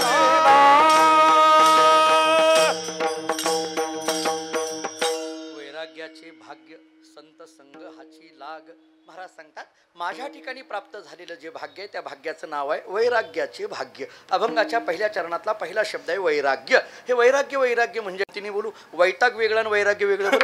लोक वैतागून चातुर्मासात येतात, माहिती आहे आम्हाला, लगेच ओळखी येतात वैतागलेले, पण त्याला वैराग्य वेगळं आणि वैताग वेगळा. वैराग्य काय आम्हाला भाऊ सांगायचे, किंवा आपण सगळ्यांनी तत्वज्ञानाचा अभ्यास केलेला आहे, माहीतच आहे. शास्त्र आम्हाला असं सांगतं, हे लोकापासून परलोकापर्यंत मानलेल्या अनुकूल भोगाच्या त्यागाच्या इच्छेस वैराग्य असे म्हणतात. इथला अनुकूल शब्दाला फार जोर दिला शास्त्राने. अनुकूल भोगाचा त्याग, प्रतिकूल भोगाचा त्यागच असतो, ते करायची गरज नाही. अनुकूल म्हणजे आपल्या समोर असणं, आपल्या करिता असणं, आणि मग ते आपण नको म्हणणं. छत्रपतींनी पाठवलेला सोन्याचा नजराणा तुकोबारांच्या समोर होता, तुकोबारांच्या करिता होता. त्या सोन्याकडे पाहून महाराजांचे शब्द आहेत, सोने रूपी आम्हा मृत्तिके समान. समोर असलेलं नको म्हणणं, याला खऱ्या अर्थाने वैराग्य असं म्हटलं जातं. आता अलीकडे आमच्यात काही काही लोक म्हणतात, आम्ही घेत नाही. तुम्हाला देतच नाही कुणीतरी, घ्यायचा काही संबंध येतो? अहो, त्या घेत नाही या म्हणण्याला कुणीतरी दिलं पाहिजे का नको? तत्वज्ञानाने पुन्हा दोन शब्द दिले. भाऊ आम्हाला पाठामध्ये सांगायचे, प्रसक्त प्रतिषेध आणि अप्रसक्त प्रतिषेध. यालाच प्राप्तिपूर्वक निषेध आणि अप्राप्तिपूर्वक निषेध असं म्हटलं जातं. म्हणजे मिळावं आणि मग ते नको म्हणावं, मिळालंच नाही आणि नको म्हणायला लागला, याला काही अर्थ आहे का? मिळाल्यानंतर नको म्हणण्याला ठीक आहे. एखादा मनुष्य जेवणाऱ्या मनुष्याला म्हणायला लागला, रामराव तुम्ही जेवताय, जेवा जेवा, मला नको, तुम्ही जेवा, मला नको, तुम्ही जेवा. जेवणारा म्हटला, मी तुला येच म्हटलो नाही तर नको का म्हणायला लागलाय? तुझ्या नको म्हणण्याला किंमत कधी? मी जर तुला ये म्हणून आग्रह केला तर. वैराग्य या शब्दाचा अर्थ असा आहे, अनुकूल भोगाचा त्याग, त्याला वैराग्य म्हणता येईल. हा झाला एक विचार. दुसरा विचार तुमच्या ऐकण्यातलं प्रमाण देऊन पुढे जातो. भक्ती ते न मन वैराग्य तो त्याग. इथला त्याग शब्द फार महत्त्वाचा सांगितला जातो. हा त्याग 3 पद्धतीने सांगितला जातो. शास्त्र आम्हाला असं सांगतं, अनिवार्य त्याग, सकाम त्याग आणि सहज त्याग. छोट्या छोट्या व्याख्या सांगून पुढे जातो. इच्छा नसताना वस्तूचा त्याग झाला याला अनिवार्य त्याग म्हणा. विशिष्ट हेतूने वस्तूचा त्याग झाला याला सकाम त्याग म्हणा. आणि आपोआप वस्तूचा त्याग झाला याला सहज त्याग म्हणा. मी सोपी सोपी उदाहरणं देतो. इच्छा नाही परंतु वस्तूचा त्याग झाला याला अनिवार्य त्याग म्हणा. उदाहरण सोपं देतो. आपण पंढरपूरला आलो. इथं अनेक बरीच परगावची मंडळी इथं पंढरपूरला आज सप्ताहाच्या निमित्ताने आलेली आहेत. आपण आल्यानंतर चंद्रभागेकडे संध्याकाळच्या वेळेला किंवा सकाळच्या वेळेला जातो आणि गेल्यानंतर आपण काय करतो, वंदन करण्याकरता खाली वागतो. नदीमध्ये गुडघ्या एवढ्या पाण्यामध्ये जातो आणि वंदन करण्याकरता, नमस्कार करण्याकरता खाली वागतो. खाली वाकल्याबरोबर इच्छा नसताना वरच्या खिशातून रुपया नदीत पडतो. मी इच्छा नसताना म्हणतोय. इच्छा आहे का रुपया पडावा? इच्छा नाही, पण नदीत रुपया पडल्याबरोबर आपण काय करतो, उठून उभा राहतो, मोठ्याने म्हणतो श्रीकृष्ण अर्पण वस्तू. इच्छा आहे का रुपया पडावा? ही इच्छा नाही, परंतु रुपया पडला याला म्हणा अनिवार्य त्याग. कळालं का? बघा, दुसरं उदाहरण देतो. बऱ्याच ठिकाणी आम्ही बाहेर परगावी कीर्तनाला गेल्यानंतर, मी परगावचं सांगतो, इथलं सांगत नाही. परगावला कीर्तनाला गेल्यानंतर काही काही नवीन कीर्तनाला आलेली माणसं असतात. कधी न येणारी माणसं कीर्तनाला आलेली असतात. कीर्तन झालं मग लोक मंडपामध्ये पाया पडायला आमच्या येतात. मग पाया पडताना एका मनुष्य पाया पडताना त्याच्या वरच्या खिशातून सगळीच्या सगळी चिल्लर महाराजांच्या पायावर पडली. अशी पडू नये कुणाची, पडली. माणसं अशी गमतीची आहेत महाराज. हे उदाहरण ऐकत असताना चालू कीर्तनात वरच्या खिशातून खालच्या खिशात ठेवून टाकतात. आपला कीर्तनानंतर घोळ नको. नाही, इथं कोणी केलं नाही, इथं काही द्यायचं नाही, घ्यायचं नाही, इथं काही केलं नाही, इथं काही नाही विषय, त्याचा विषय नाही. परंतु पडल्याबरोबर तो काय म्हणायला लागला, राहू द्या महाराज, राहू द्या. उचलायला चिन्ह राहू द्या. काय म्हणतो, खिशातले पैसे पडावे ही इच्छा नाही, परंतु पडले याला म्हणा अनिवार्य त्याग. दूध उतू जावं ही इच्छा नाही, परंतु दूध उतू गेलं याला अनिवार्य त्याग म्हणा. इच्छा नाही परंतु वस्तूचा त्याग झाला अनिवार्य त्याग. आता दुसरा मुद्दा सांगतो. सकाम त्याग शब्दातच अर्थ आहे कामने सह केलेला त्याग, म्हणजे विशिष्ट हेतू ठेवून केलेला त्याग. उदाहरण सोपं देतो. बँकेमध्ये 5,000 रुपये आपण ठेवले. आपण बँकेमध्ये एफडी केली. आता ते काही आपली बँकेला देणगी असते का, डोनेशन असतं का? नाही. आपण 5,000ची केलेली एफडी हे काय आहे, आपल्याला 5-7 वर्षांनी जे काही असेल 10,000 मिळावी म्हणून. म्हणजे आत्ता केलेला 5,000चा त्याग 10,000च्या अपेक्षेने आहे, याला सकाम त्याग म्हणा. आता तिसरा मुद्दा सांगतो. एखादी लहान मुलगी आहे, रडते ओरडते, पण हातातली बाहुली सुटत नाही. तिला पोटभर जेवू घाला. जेवल्यानंतर ती शांतपणे झोपते. झोपेमध्ये हातातली बाहुली आपोआप सुटते, याला सहज त्याग म्हणा. विटले हे चित्त प्रपंचापासून वमनते मनी बैसलेसे. भगवंताच्या नामस्मरणामध्ये झालेली जी ही अवस्था आहे यालाच म्हटलं जातं वैराग्य. विठ्ठल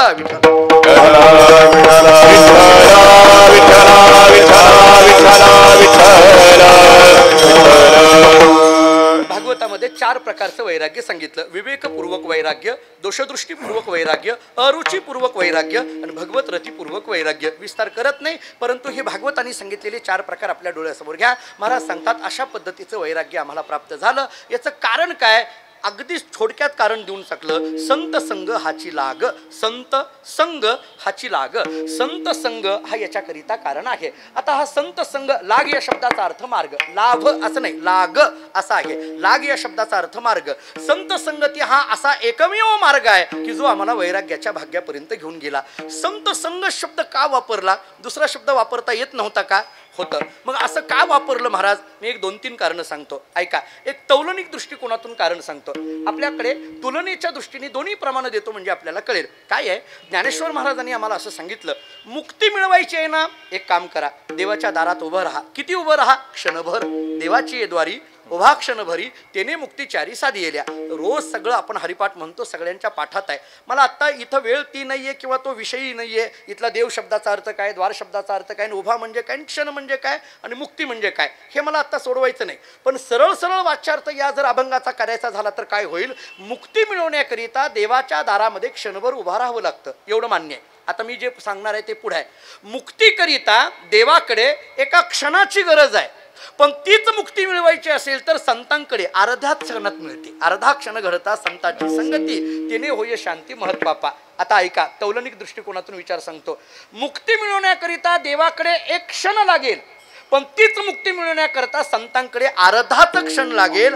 म्हणून संत संग हाची लाग. देव सारावे परते, संत पूजावे अर्थे. अरे देवाकडे एक क्षण लागेल, पण संतांकडे एक क्षणाची गरज नाही, अर्ध्याच क्षणात आहे. हा फायदा आम्हाला संत संगतीचा आहे. म्हणून तुकाराम महाराज सांगतात, संत संग हाची लाग. एक विचार जाऊ द्या, हा नाही पटला, मी दुसरा विचार सांगतो.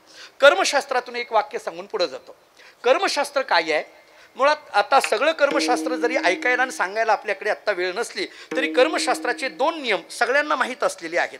प्रत्येकाला कर्म करावं लागेल आणि केलेलं कर्म भोगावंच लागेल. केले कर्म झाले तेची भोगा आले, उपजले मेले ऐसे किती. मला आता त्याच्यात विस्तारात जायचं नाही. मला जे वाक्य सांगायचं आहे ते नीट ऐका. कर्मशास्त्राने आम्हाला असं सांगितलं, प्रारब्ध कोणालाही बदलविता येत नाही, हा कर्मशास्त्राचा नियम आहे. ऐका, प्रारब्ध कोणालाही बदलविता येत नाही, हा कर्मशास्त्राचा नियम आहे. मला वाक्य असं सांगायचं आहे, प्रारब्ध बदलविता येत नाही हा कर्मशास्त्राचा नियम आहे, पण संतांची गाठ पडली की प्रारब्धच बदलून जातं, म्हणून संत संघ हाची लाग. आता पटलं का बघा, प्रारब्धच बदलून जातं हो. संतांची गाठ पडली की आमचं प्रारब्धच बदलून जातं. पुष्कळ याला कथाभाग आहेत, वेगवेगळे विचार आहेत, विस्तार आपल्याकडे पुष्कळ होईल. माहीत असलेलेच कथाभागेतलं एक वाक्य सांगायचं झालं तर, सच्चिदानंद बाबा गेले म्हणजे त्यांचं प्रारब्ध संपलं. माहीत असलेली कथा आहे. सच्चिदानंद बाबा गेले, त्यांचं प्रारब्ध संपलं. त्यांची पत्नी सती जाण्याकरता निघाली. जात असताना ज्ञानेश्वर महाराजांना पाहिलं. तिला असं वाटायला लागलं की आपण आता उडी टाकणार आहोत, जाणार आहोत, संतांचं दर्शन घ्यावं मग जावं. दर्शन घेण्याकरता गेली. ज्ञानोबारांच्या मुखातून आशीर्वाद, सौभाग्यवती भव. ती रडायला लागली. ज्ञानोबारांनी डोळे उघडले. का रडायला लागली? तुम्ही दिलेला आशीर्वाद ऐकून दुःख झालं म्हणून मी रडायला लागले. ज्ञानोबारांनी सांगितलं, आशीर्वादाचा लोकांना आनंद होतो आणि तुला दुःख झालं. का दुःख झालं? बरं, आशीर्वाद मी स्वतःहून दिलेला आहे, तू मागितलेला नाहीये. जरा एक वाक्य सांगू, सद्गुरूंनी आशीर्वाद स्वतःहून द्यावा लागतो, मागून घ्यायचा नसतो. लोक आम्हाला घरी घेऊन जातात, आमचा हात ते स्वतःच उचलतात आणि त्यांच्या डोक्यावर मारून घेतात. कशा करता? अशाने कुठं होत असतं का? ऐसी कर्म साम्य दशा जेत होय विरेशा, मग श्री गुरु आपैसा भेटेची गा लावून हात कुरवाळीला माता. काय कुणाला लोक अशी गमतीची, कोणाला काय मागावं हेही लक्षात येत नाही. मी कॉलेजमध्ये असताना 2003ला बार्शीला फर्स्ट इयरला LLBला होतो आणि मग तिथं बार्शीमध्ये मला दादांनी ठेवलेलं. कॉलेज चालू होतं, श्रावण महिन्याची प्रवचनमाला सुरू झाली. ही सगळी मंडळी येऊन गेलेली आहेत प्रवचनमालेमध्ये. पहिलं वर्ष होतं तेव्हा काही लग्न वगैरे माझं काही नाही. मग बऱ्याच ठिकाणी घरी लोक आम्हाला पूजेला घेऊन जायचे. एका ठिकाणी गेल्यानंतर पूजा वगैरे झाल्यानंतर त्या घरातली सगळी मंडळी पाया पडण्याकरता येऊ लागली. यायला लागल्यानंतर त्याच्यातला एक 25-30 वर्षाचा मुलगा माझ्या पाया पडल्याबरोबर त्याच्या वडिलांनी सांगितलं, महाराज याच्या डोक्यावर हात ठेवा. मी म्हटलं नको. नाही ठेवा. म्हटलं नको, आपल्याला माहिती आहे आपला हात कसा आहे, कशाला कोणाच्याही डोक्यावर ठेवायचा. म्हटलं नको. नाही अहो ठेवा, डोक्यावर हात ठेवा, आशीर्वाद द्या. मी म्हटलं अरे बाबा कशा करता? तो म्हटलं आणखीन याचं लग्नच झालं नाही. मी म्हटलं माझंच झालं नाही, याला काय आशीर्वाद देऊ? कोणाला काय मागायचं हे तरी लक्षात आलं पाहिजे ना. ज्ञानोबारांनी सांगितलं, आशीर्वाद तू मागितलेला नाहीये, मी स्वतःहून दिलाय. सौभाग्यवती हा भव आशीर्वाद मी स्वतःहून दिलाय आणि तरी तू म्हणतेस दुःख झालं. मग त्या बहिणी बोलायला सुरुवात केली, माऊली ती पहा चिता माझ्या पतीचे, माझे पती गेलेले आहेत, मी सती जायला निघालेले आहे आणि तुम्ही आशीर्वाद देता सौभाग्यवती भव, हे काही खरं आहे का? त्याच्या पुढे ती वाक्य बोलली बाई. ती म्हणायला लागली, माऊली माझे पती गेल्याचं जेवढं दुःख आहे त्यापेक्षा कैक पटीने संतांच्या मुखातले शब्द आज खोटे होतात त्याचं जास्त दुःख आहे. माऊलींनी विचार केला, आशीर्वाद मी दिला म्हणजे मी नाही, बोलविता धनी वेगळाची, केनापी देवेना हृदय स्थितीनं. महाभारत सांगता आम्हाला. इथं कोणीतरी आहे त्याच्याकडून ते गेले. काय नाव आहे? सच्चिदानंद. ज्ञानेश्वर महाराज हसायला लागले. सच्चित आनंद ते नित्य आणि पूर्ण असतं, ते कधी मरत नाही. आपल्या जवळचं पाणी सच्चिदानंदाच्या अंगावर शिंपडलं. कुठं निघालात? उठा म्हटल्याबरोबर मेले माणूस जिथे उठवले. कथा भाग संपला. आता जे बोलायचं आहे ते पुढे आहे. सच्चिदानंद बाबा जाणं म्हणजे त्यांचं प्रारब्ध संपणं. सच्चिदानंद बाबा गेले, त्यांचं प्रारब्ध संपलं. पण ज्ञानेश्वर महाराजांसारख्या महात्म्याची गाठ पडली की गेलेले सच्चिदानंद बाबा पुन्हा जिवंत होतात. प्रारब्धच बदलविण्याचं सामर्थ्य संतांच्या भेटीत आहे, म्हणून संत संघ हाची लाग. विठाला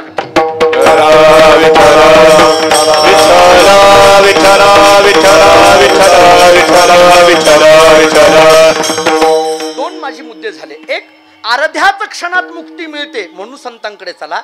प्रारब्धच बदलून जातं म्हणून संतांकडे चला. आणखीन एक उत्तर देऊन पुढे जातो. आणखीन एक आपल्या सगळ्यांच्या आपण रोज सांगतो, संत हे काय आहे तर ही एक पद्धतीची एक नाव आहे. तुका म्हणे नाव जनासाठी उदकी ठाव, ही एक नाव आहे. ही संत संगती रूपी नाव फार महत्वाची. ही एक संत संगती रूपी नाव एक फार वेगळी अलौकिक नाव आहे. मुळात आपल्याला भागवताने असं सांगितलं, सत्संगती वेगळे जाण तात्काळ पावावया माझे स्थान, अनेक नाहीच साधन सत्य जाण उद्धवा. भागवताची भाषा आहे. संत संगती ही एक पद्धतीची नाव आहे. मी आपल्याला या नावेचं एक गमक सांगतो, एक फार मोठं वैशिष्ट्य सांगतो, नीट ऐका. आपण इथं पंढरपुरामध्ये आहात. आता चंद्रभागेमध्ये अनेक नावं आहेत. मला एक साधा प्रश्न आपल्याला विचारायचा आहे. ह्या ज्या चंद्रभागेतल्या लाकडी नावं आहेत, त्या नावेत वरती बसल्यानंतर बुडायची भीती आहे का नावेतून खाली पडल्यानंतर बुडायची भीती आहे? साधा प्रश्न आहे माझा. खाली पडल्यानंतर बुडायची भीती आहे, वरती बसल्यानंतर बुडायची भीती नाही. आता जे नावेचं वर्णन करतो ते नीट ऐका. पण ही जी संत संगती रूपी नाव आहे, या नावेचं मात्र उलट आहे. कसं उलट आहे? नाथ महाराज सांगतात, परिये नावेची नवलगती, वरी चढले ते बुडती, तळी राहिले ते तरती, सत्य जाण उद्धवा. ऐका, ह्या नावेचं मात्र उलट आहे. परिये नावेची नवलगती. काय नवल आहे? या संत संगती रूपी नावेमध्ये वरी चढले ते बुडती, तळी राहिले ते तरती.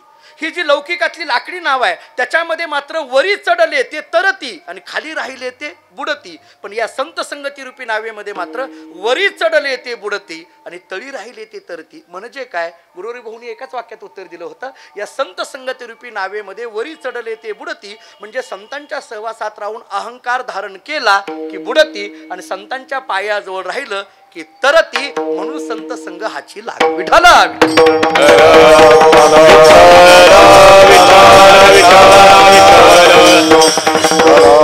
विचारलं महाराज, ठीक आहे, वैराग्याचं भाग्य, संत संघ हाची लाग. 3 कारणं मी आपल्याला उत्तरं दिली. 1, अर्ध्या क्षणात मुक्ती मिळवून देणारी संत संगती आहे.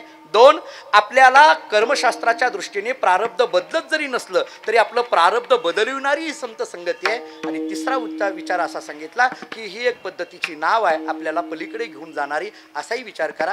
याच्यात आणखीन पुष्कळ कारणं सांगता येण्यासारखी आहेत, तितका सगळा विस्तार करत नाही. महाराजांना एकाने प्रश्न विचारला, महाराज अशा संतांच्या संगतीत राहिलो की आमच्यावर कृपा होईल का?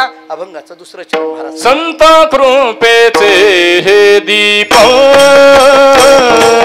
संत कृपेचे हे दीप, संत कृपेचे दीप, संत कृपेचे दीप, संत कृपेचे हे दीप, संत कृपेचे हे दीप, संत कृपेचे दीप, संत कृपेप करी साधका निष्पाप, करी साधका निष्पाप, संत कृपेचे दीप, संत कृपेचे दीप, करी साधका निष्पाप, करी साधका निष्पाप, संत कृपेचे दीप.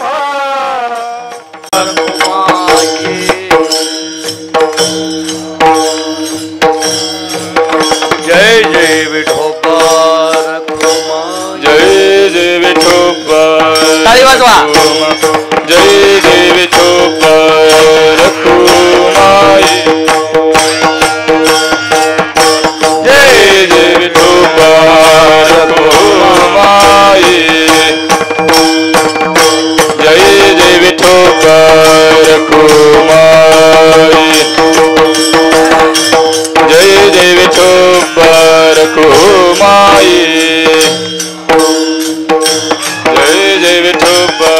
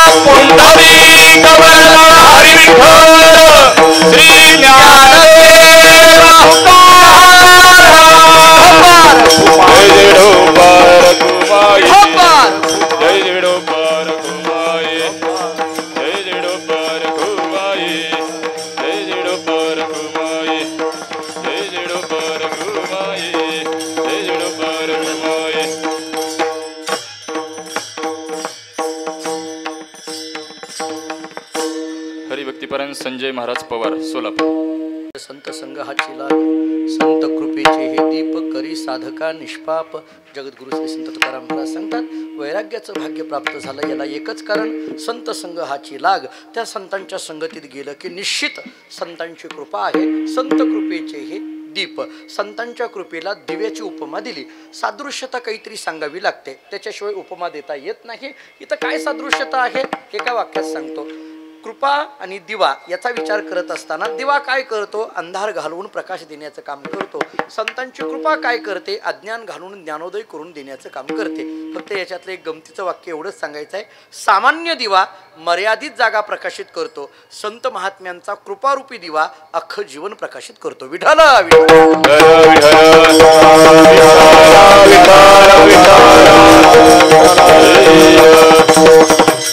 मर्यादित जागा प्रकाशित करण्याचं काम सामान्य दिव्याचं आहे. एखाद्या खोलीमध्ये एखादा दिवा लावला किंवा एखादा बल्ब लावला की तेवढ्या खोलीपुरता प्रकाश आहे. पण संतांची कृपा झाली की अख्खं जीवन प्रकाशित होतं. अंतरेची ज्योती प्रकाशली दीप्ती मुळीची जी होती अच्छा दिली तेतीचा आनंद ब्रह्मांडीनं समाये उपमेशी काय देऊ सुखा.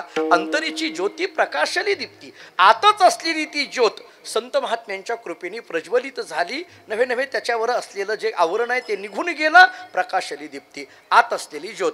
आपल्याकडे व्यवहारामध्ये असं उदाहरण दिलं जातं की काही वेळेस एखाद्या गावामध्ये लग्न असेल तर मग आदल्या दिवशी काही पाहुणे मंडळी जमा होतात. मग त्या आदल्या दिवशी पाहुणे मंडळी जमा होतात आणि मग संध्याकाळच्या वेळेला त्या खोल्या दिल्या जातात शाळेच्या उतरायला.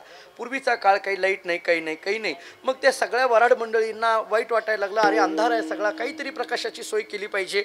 सगळेजण त्या वरबापाकडे गेले. अहो काहीतरी व्यवस्था करा. त्यांनी सांगितलं काळजी करू नका, आत्ता तुमच्याकडे दिवा पाठवतो. नोकराला सांगितलं हे जो आहे ना कंदील हा घे, ही जी बत्ती आहे ना हे घे. काय करू? काही नाही, शाळेच्या खोलीत ना तिकडे जा, जिथं अंधार आहे ना तिथं ही बत्ती ठेव. तो नोकर एवढा हुशार, ती बत्ती घेतली आणि एका खोलीत गेला. गेल्याबरोबर तिथं सगळा काय झाला? प्रकाश. प्रकाश झाल्याबरोबर सगळे पाहुणे म्हणायला लागले बरं झालं तुम्ही बत्ती घेऊन आला, ठेवा इथं. तो नोकर म्हटला असं ठेवा म्हणू नका, अंधार दाखवान बत्ती ठेवून घ्या. जमेल का मला सांगा? उदाहरण संपलं. अंधार दाखवान बत्ती ठेवून घ्या. अरे कसं शक्य आहे? एकदा तिथं दिवा आला की ती जागा सगळी प्रकाशित होते.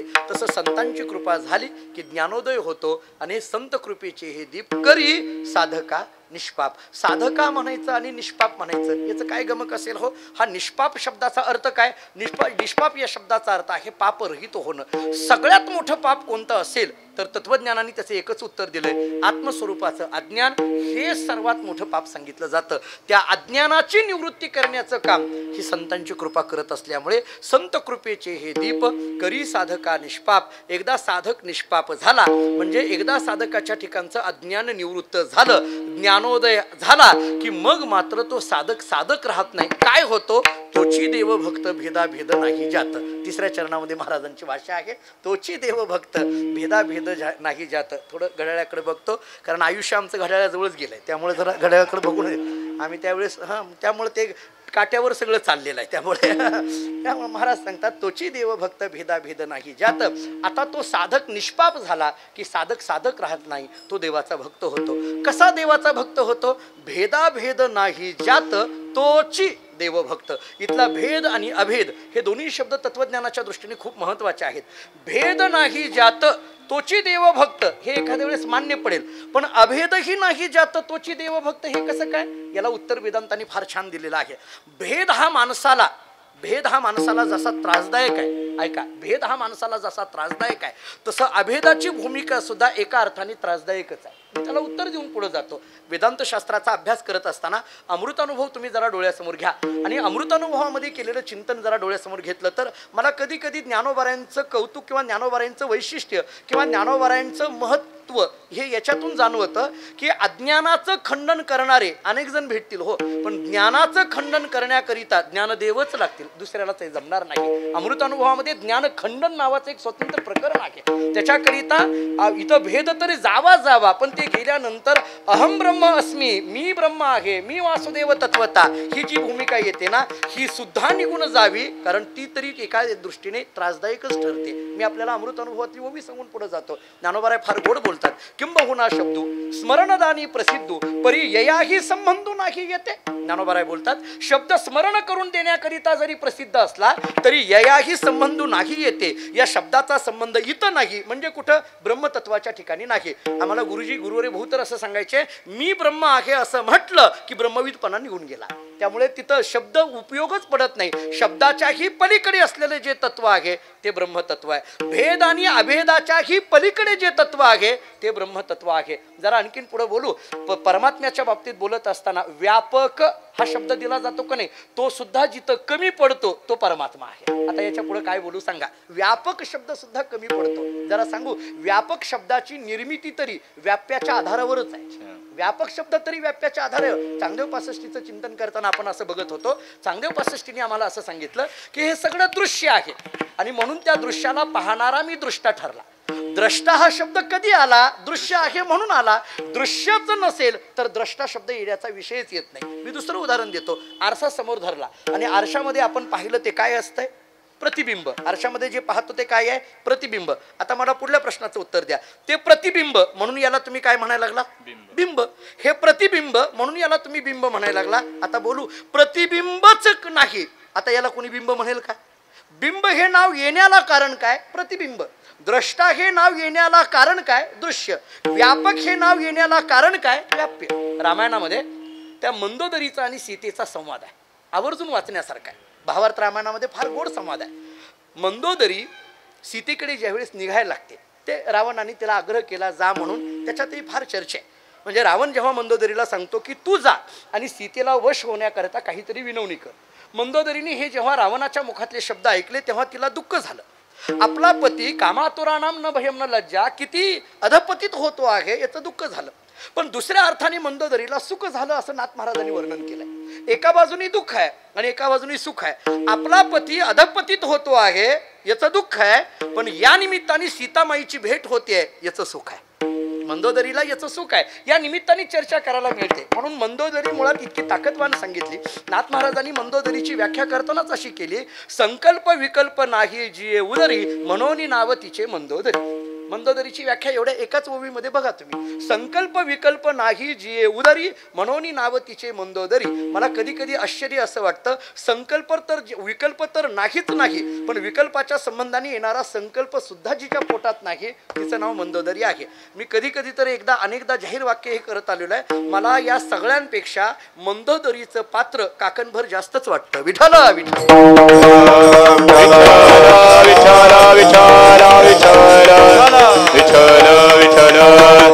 बघा ना, मंदोदरीचा थोडा जास्तच वाटतो. आपल्याला लवकर पटणार नाही. मी थोडंसं जाहीर बोलतो आणखीन एकदा की या सगळ्यांपेक्षा मंदोदरी थोडीशी जास्त श्रेष्ठ वाटते मला. याच्यामध्ये कोणाला कनिष्ठ कोणाला हे ठरवायचं नाही, पण मंदोदरीचा अधिकार सांगून पुढे जायचं आहे. मंदोदरी थोडी जास्तच मला महत्त्वपूर्ण वाटते. याचं कारण सांगतो आपल्याला म्हणजे लक्षात येईल. विचार करा, विकल्प नाही जिये उदरी म्हणून नाव तिचे मंदोदरी. खरं तर मंदोदरी राहत होती कोणाजवळ? रावणाजवळ. रोज ज्याच्या पोटामध्ये विकल्प आहे अशा रावणाजवळ राहूनही एकदाही जिच्या पोटामध्ये विकल्प येत नाही ती मंदोदरी. आता पुढे बोलू. नाही म्हणायला जर विचार करायला गेलो तर सीतामाईचं राहणं कोणाजवळ आहे? रामाबरोबर. रामचंद्र प्रभूंच्या बरोबर राहूनही एकदा का होईना पण लक्ष्मणाच्या संबंधाने विकल्प आला का नाही, म्हणून मी म्हटलं मंदोदरी थोडी काकणभर जास्तच वाटते. याच्यामध्ये मला सीतेमाईला निम्न लेखायचं आहे असं नाही, नाहीतर तेवढंच कट करायला आणि युट्यूबला टाकायला फार अवघड आहे. म्हणून म्हटलं हे फार तसल्याचे गोंधळ फार व्हायला लागलेत आता अलीकडे. तसं नाही, मला ते बोलायचं नाही. मुद्दा माझा काय आहे, मंदोदरीचं श्रेष्ठत्व मला सांगायचं आहे. मंदोदरी निघाल्या, सीतामाईच्या जवळ आल्या आणि आल्यानंतर त्या दोघींनी एकमेकाकडे पाहिलं. भावार्थ रामायणामध्ये नाथ महाराजांनी या दोघींची गाठ पडणं म्हणजे दोन संतांची गाठ पडणं असं वर्णन केलेलं आहे. आणि मग बोलायला सुरुवात केल्यानंतर मंदोदरींनी सांगितलं, सीतामाई मला तुमच्याशी बोलायचं आहे आणि रामचंद्र प्रभूंच्या संबंधाने बोलायचं आहे. एवढा आनंद झाला सीतामाईला. सीतामाई म्हणायला लागल्या, मंदोदरी बोल. अगं मला इतके दिवस झालं माझ्या रामचंद्र प्रभूबद्दल कोण बोलेल का याची मी वाट बघत होते आणि मला आजपर्यंत कोणीच इथं बोलायला आलं नाही. तू पहिल्यांदा माझ्या रामाबद्दल बोलायला आली. बोल.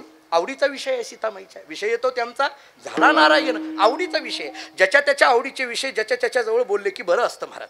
ज्याच्यात त्याला बरं वाटत असतं. बघा तुम्ही, ज्याच्या त्याच्या आवडीचे दोन शेतकरी जर एकमेकाच्या जवळ आले तर ती तुमचा ऊस गेला का माझा गेला का याची चर्चा करतील. बरोबर आहे, त्यांच्या आवडीचे विषय आहेत ते. दोन पगारदार जर एकमेकाच्या जवळ आले तर 7व्या वेतन आयोगाची चर्चा केल्याशिवाय ती पुढे जाणारच नाही. त्यांची चर्चा त्याच्यावरच असेल. प्रत्येकाच्या आवडीचे विषय आहेत. इथं असणारी अनेक आता एकाहुनी बळीरी अशी भजन करणारी मंडळी आहेत.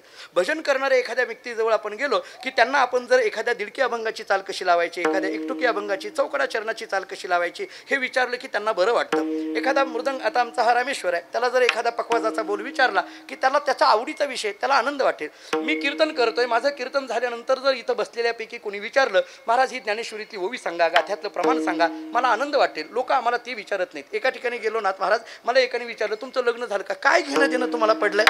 ह्या संसाराच्याच गोष्टी बोलायच्या असतील तर कीर्तनात यायची गरज नाही ना.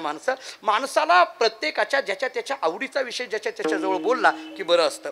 रामचंद्र प्रभूंबद्दल बोलायचं म्हटलं की सीतामाईंनी सांगितलं बोल काय पाहिजे. मंदोदरीने जो प्रश्न केला त्या विषयाच्या संबंधाने महत्वाचा आहे. मंदोदरी विचारते, सीते मला सांग तुझा राम व्यापक आहे का परिच्छिन्न आहे. परिच्छिन्न म्हणता येणार नाही कारण तो प्रभू आहे.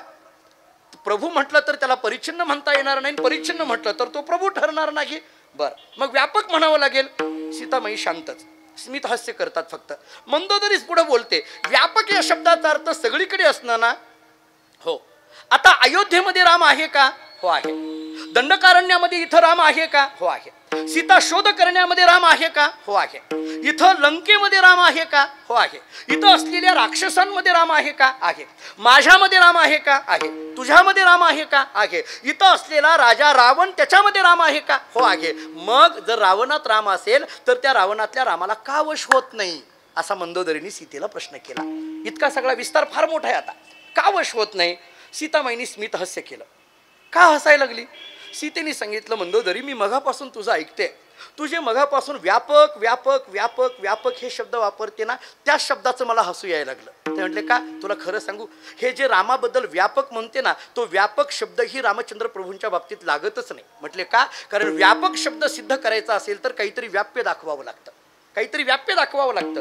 व्याप्य दाखवल्याशिवाय व्यापक शब्दाची सिद्धी होतच नाही. आणि मग म्हणून मी तुला सांगते हा व्यापक शब्द सुद्धा रामचंद्र प्रभूंच्या बाबतीत लागू पडत नाही. व्यापक शब्द सुद्धा संपतो, त्याच्यानंतर जे तत्व आहे ते रामचंद्र प्रभूंचं तत्व आहे. त्यामुळे व्यापकाचं ही व्यापकत्व जिथं सामावून जातं ते रामचंद्र प्रभू आहे, तो परमात्मा असल्यामुळे भेद तर जातोच जातो, पण अभेद सुद्धा जिथं संपून जातो ते तत्व म्हणजे ब्रह्मतत्व आहे. आणि या ब्रह्मतत्वामध्ये जो जातो तोची देव भक्त. विठ्ठल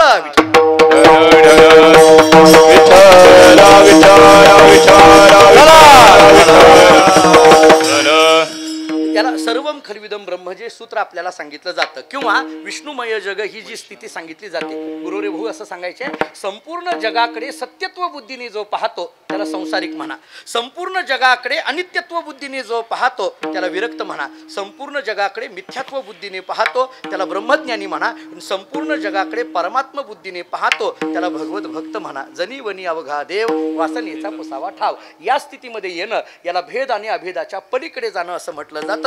तोची देव भक्त भेदा भेद नाही जात. अभेदाच्या पलीकडे गेल्यानंतर काय शिल्लक राहतं.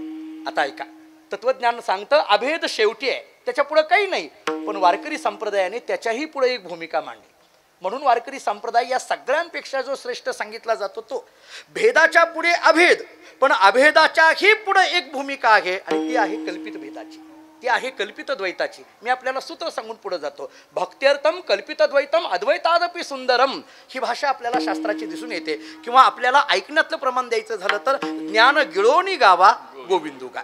ज्ञान ही अभेदाची स्थिती आणि त्याच्याही पुढे स्थिती सांगितली जाते ती गावा गोविंदुगा. याला ज्ञानोत्तर प्रेमलक्षण भक्ती असं म्हटलं जातं. शास्त्राने आम्हाला ज्ञानपूर्व भक्ती, ज्ञान लक्षण भक्ती आणि ज्ञानोत्तर भक्ती अशा 3 भूमिका मांडल्या. मी प्रमाण देतो. ज्ञानपूर्व भक्ती याला म्हणा अवघी भूते साम्य आली देखील मी अक्कई होती, विश्वास तो खरा मग पांडुरंग कृपेचा. याला ज्ञानपूर्व भक्ती म्हणा. ज्ञान लक्षण भक्ती एरवी तिजी ना चवती हे पहिली ना सरती पै माझी सहज स्थिती भक्ती नाम ज्ञानेश्वर महाराज जे सांगतात याला ज्ञान लक्षण भक्ती म्हणा. आणि ज्ञानोत्तर भक्ती याला ज्ञान गिळोनी गावा गोविंदोगा याला ज्ञानोत्तर प्रेमलक्षणा भक्ती म्हणा. भेद आणि अभेदाच्या पलीकडे आहे काय, अभेदाच्या पलीकडे आहे ती भक्ती आहे, तीच कल्पित द्वैतातली भक्ती आहे. आणि ती भक्ती कशी आहे, अखंड भगवत भजनामध्ये राहणं हे त्या भक्तीचं स्वरूप आहे. ते स्वरूप कसं, अभंगाचं शेवटचं. तुका म्हणे नाचे गाये, तुका म्हणे नाचे गाये. नाचावं, माणसाने नाचावं. प्रेमाने नाचावं पण कीर्तनातच नाचावं हे तितकंच खरं आहे. नाचू कीर्तनाचे रंगी ज्ञानदीप लावू जगी हे नामदेवराय आम्हाला सांगतात. महाराज सांगतात तुका प्रेमे नाचे आणि तुका प्रेमे गाये. किती गाये? गाता गाता गाणी यात विरोनी जाय इतके गाये. भजन करता करता भज्य स्वरूप होणं इतकं भजन असतं. म्हणजे गाता गाता गाणं स्वरूप होणं, भजन करता करता भज्य स्वरूप होऊन जाणं याला खऱ्या अर्थाने भजन असं म्हटलं जातं. गाणी यात विरोनी जाय हाही शब्द फार महत्त्वाचा आहे. देवाची या चाडे अळवावे देवा ही खरी भजनाची स्थिती सांगितली जाते. देवाकरिता केलेलं देवाचं भजन आपल्याला सगळ्यांना माहीत आहे. भारतीय संस्कृतीमध्ये तानसेनाचं उदाहरण दिलं जातं. फार मोठा गायक. एके दिवशी बादशाहाने त्याला विचारलं तू एवढा चांगला गातो, तुझे गुरुजी किती चांगले गात असतील? तो म्हटला असं शब्दात सांगता येणार नाही, तुम्हाला तिकडं ऐकायला यावं लागेल. म्हणून तो घेऊन गेला. त्यांच्या गुरुजीचं नाव होतं हरिदास. ते नदीच्या काठावर आश्रम होता. गेले ते गुरुजी असे ध्यानस्थ बसलेले होते. तानसेन बादशाला घेऊन गेला आणि एका झाडाखाली बसवलं. आतमध्ये एकटाच गेला. पाहिलं तर आपले गुरुजी असे डोळे झाकून बसलेले होते. तबला पेटी सगळं काही साहित्य पुढं होतं. हे डोळे झाकून बसलेले होते. तो विचार करायला लागला आता राजा तर आला यांचं भजन ऐकायला आणि हे तर डोळे झाकून बसलेत. डोळे झाकून कुठं भजन होत असतं का?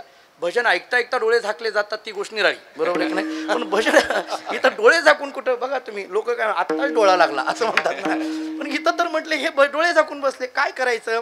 मग त्यांनी काय केलं, पुढं तो तबला घेतला, ती पेटी घेतली, तबल्यावर थाप टाकली. अगदी चांगला स्वराला लागलेला तबला होता. यांनी काय केलं, तानसेनाने त्याचे गटे काढले, हातोडीने ठोकाठोकी केली आणि ते बिघडून टाकलं. बऱ्याच लोकांना चांगलं चाललेलं बिघडवायची सवय असते. ते सगळं बिघडून टाकलं आणि त्याच्यावर ते थाप टाकायला लागला. आता ते चांगल्या खऱ्या गायकाला अपस्वर कधी पटणार नाही. त्यांनी ते बघितलं, ते अपस्वर कानावर आला म्हटल्याबरोबर हरिदासांची समाधी मोडली. त्यांनी डोळे उघडले, पाहिलं तर ते तबला पेटी तो तंबोरा सगळं अपस्वरामध्ये आहे. ते जवळ घेतलं, स्वराला लावलं आणि छानपैकी भजन सुरू केलं. अगदी आनंदाने 2-2.5 तासाचं ते भजन झालं. सगळा परिसर मंत्रमुग्ध झालेला होता. सगळं संपलं भजन. यांनी दर्शन घेतलं, बाहेर आला. बादशाह तर अगदी खुश झालेला होता. बादशाहाने सांगितलं तानसेना तुझ्या गुरुजींचं भजन ऐकलं, बस आज खऱ्या अर्थाने मन तृप्ती झाली. म्हटले इतकं चांगलं भजन आतापर्यंत मी ऐकलं नाही, इथपर्यंत ठीक होतं. पण बादशाह पुढलं वाक्य बोलला. बादशाह म्हटला तानसेना तुझे गुरुजी एवढे सुंदर गातात, तू काय एवढा चांगला गात नाही? दुसऱ्याची चाल बिघडली म्हणायची परंपरा तेव्हापासूनची आहे. आताची अशातले म्हणा आपण म्हणलो काय चाल म्हटले, नाही नाही जरा स्वरातच गेलं. हे बघा हे बोलल्याशिवाय पटतच नाही. कधी कधी इतके गमतीचं असतं महाराज सगळं. मला तर कधी कधी प्रश्न पडतो महाराज कीर्तन करावं कसं काय? आता एखाद्याने जर कीर्तन असं तत्वज्ञानाने भरलेलं कीर्तन केलं आणि जर निघाल्यानंतर एखाद्याने काय वेदांत सांगितलं आज, नाही नाही पण नुसताच वेदांत होता, काय प्रमाण नव्हती चाल, हे बघा झालं का नाही? मग एकाने विचार केला नाही नाही भजन भरपूर कीर्तनात करायचं, भरपूर कीर्तनामध्ये चाली दिल्या, प्रमाणं दिली, भजन केलं. मग जर दुसऱ्याने म्हटलं का नाही काय आज चाली झाल्या, काय भजन केलं, पण भजनावरच नेलं, सांगितलं काय? हे बघा सांगितलं भजन नव्हतं, भजन केलं सांगितलं नाही, थोडा विनोद केला विनोदावरच नेलं, कथा सांगितल्या कथेवर. कसं करावं हा मोठा प्रश्न पडतो. बादशाहांनी सांगितलं तुझे गुरुजी एवढे चांगले गातात, तू काय एवढा चांगला गात नाही. तानसेनाने फार गोड उत्तर दिलं. तानसेनाने सांगितलं राजा खरं सांगू, माझे गुरुजी देवा करता गातात म्हणून एवढे चांगले गातात आणि मी तुमच्या करता गातोय म्हणून असलाय, बाकी काहीच नाही. म्हटले आपली चाल कशी आहे हे महत्वाचं आहे. महाराज सांगतात तुका प्रेमी नाचे गाय, गाणी यात विरोनी जाय, गाता गाता गाणं स्वरूप होणं, भजन करता करता भज्य स्वरूप होणं याला खऱ्या अर्थाचं भजन म्हटलं जातं. आणि हे भजन येणं याला भक्ती म्हणा. अभंगाच्या पहिल्या चरणात वैराग्य आहे, अभंगाच्या 3ऱ्या चरणात भेदाभेद नाही ज्यात इथं ज्ञान आहे, आणि अभंगाच्या 4थ्या चरणात तुका प्रेमी नाचे गाय, गाणी यात विरोणी जाय इथं भक्ती आहे. म्हणून मी म्हटलं पहिलं चरण भक्तीकडे वैराग्याकडे लावा, 3रं चरण ज्ञानाकडे लावा आणि 4थं चरण भक्तीकडे लावा. वैराग्याचं भाग्य पहिल्या चरणात, ज्ञानाचं भाग्य 3ऱ्या चरणात आणि भक्तीचं भाग्य 4थ्या चरणात. आणि ही 3ही भाग्य प्राप्त होण्याला कारण अभंगाचं द्रुपद संत कृपेचे हे दीप. संतांच्या कृपेनेच वैराग्य, संतांच्या कृपेनेच ज्ञान आणि संतांच्या कृपेनेच भक्ती. म्हणून या 3ही भाग्याचा मूळ गाभा जर काय असेल तर ती संतांची कृपा आहे. हा एक विचार. या अभंगाचा उपक्रम उपसंहार सांगायचा झाला तर या अभंगाची सुरुवात ज्या शब्दातून झाली आहे तो शब्द आहे वैराग्य, आणि या अभंगाचा शेवट ज्या शब्दामध्ये झालेला आहे तो गाणियात विरोणी जाय. एक वाक्य सांगू, वैराग्याचा शेवट कशात आहे तर गाणियात विरोणी जाई याच्यात आहे. याला म्हणा उपक्रम आणि उपसंहार. आणि या अभंगाची मध्यवर्ती कल्पना काय असेल तर ती संतांची कृपा आहे. त्यामुळे संतांची कृपा आपल्यावर व्हावी याच्याकरता काय करा, त्यांचं भजन करा. ज्ञानेश्वर ज्ञानेश्वर माऊली ज्ञानेश्वर बोला पुंडलिकावर श्री ज्ञानेश्वर माऊली ज्ञानराज जय ज्ञानेश्वर माऊली ज्ञानराज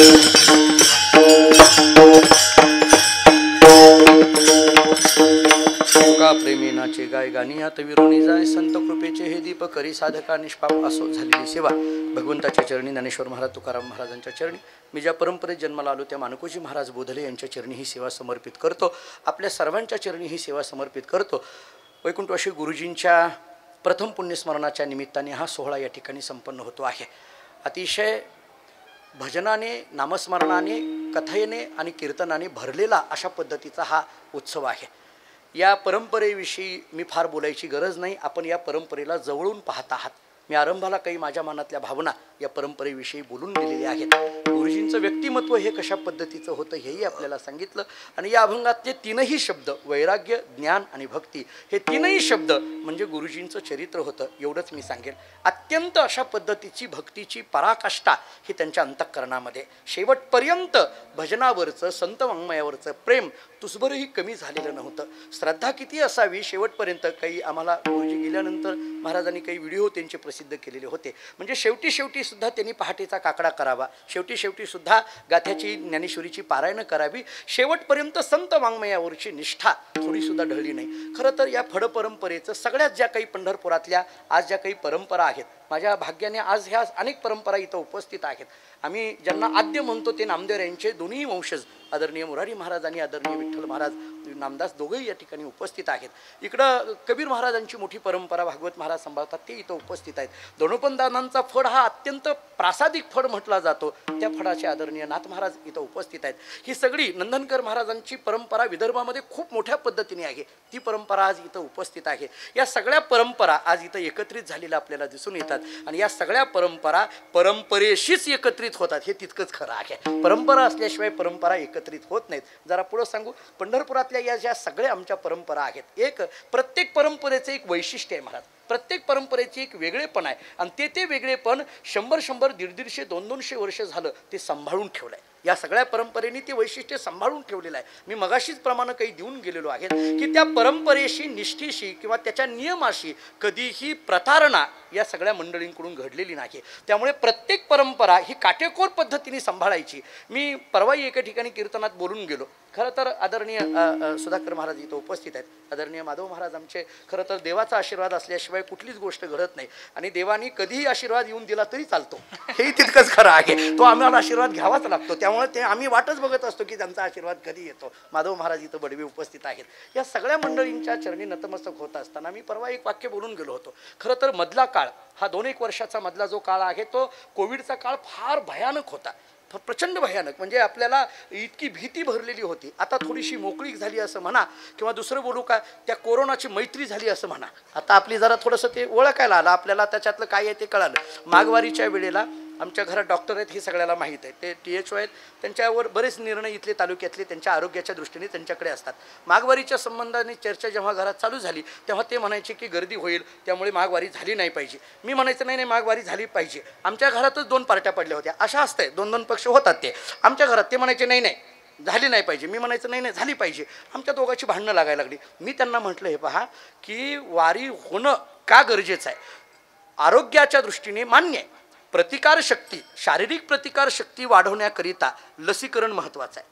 शारीरिक प्रतिकारशक्ती वाढवण्याकरिता लसीकरण महत्त्वाचं आहे. मानसिक प्रतिकारशक्ती वाढवण्याकरिता वारी महत्त्वाची आहे. वारी असल्याशिवाय मानसिक प्रतिकारशक्ती येतच नाही. कीर्तन भजनाशिवाय मानसिक प्रतिकारशक्ती तयारच होत नाही. त्यामुळे ही मानसिक प्रतिकारशक्ती याच्याशिवाय होणार नाही.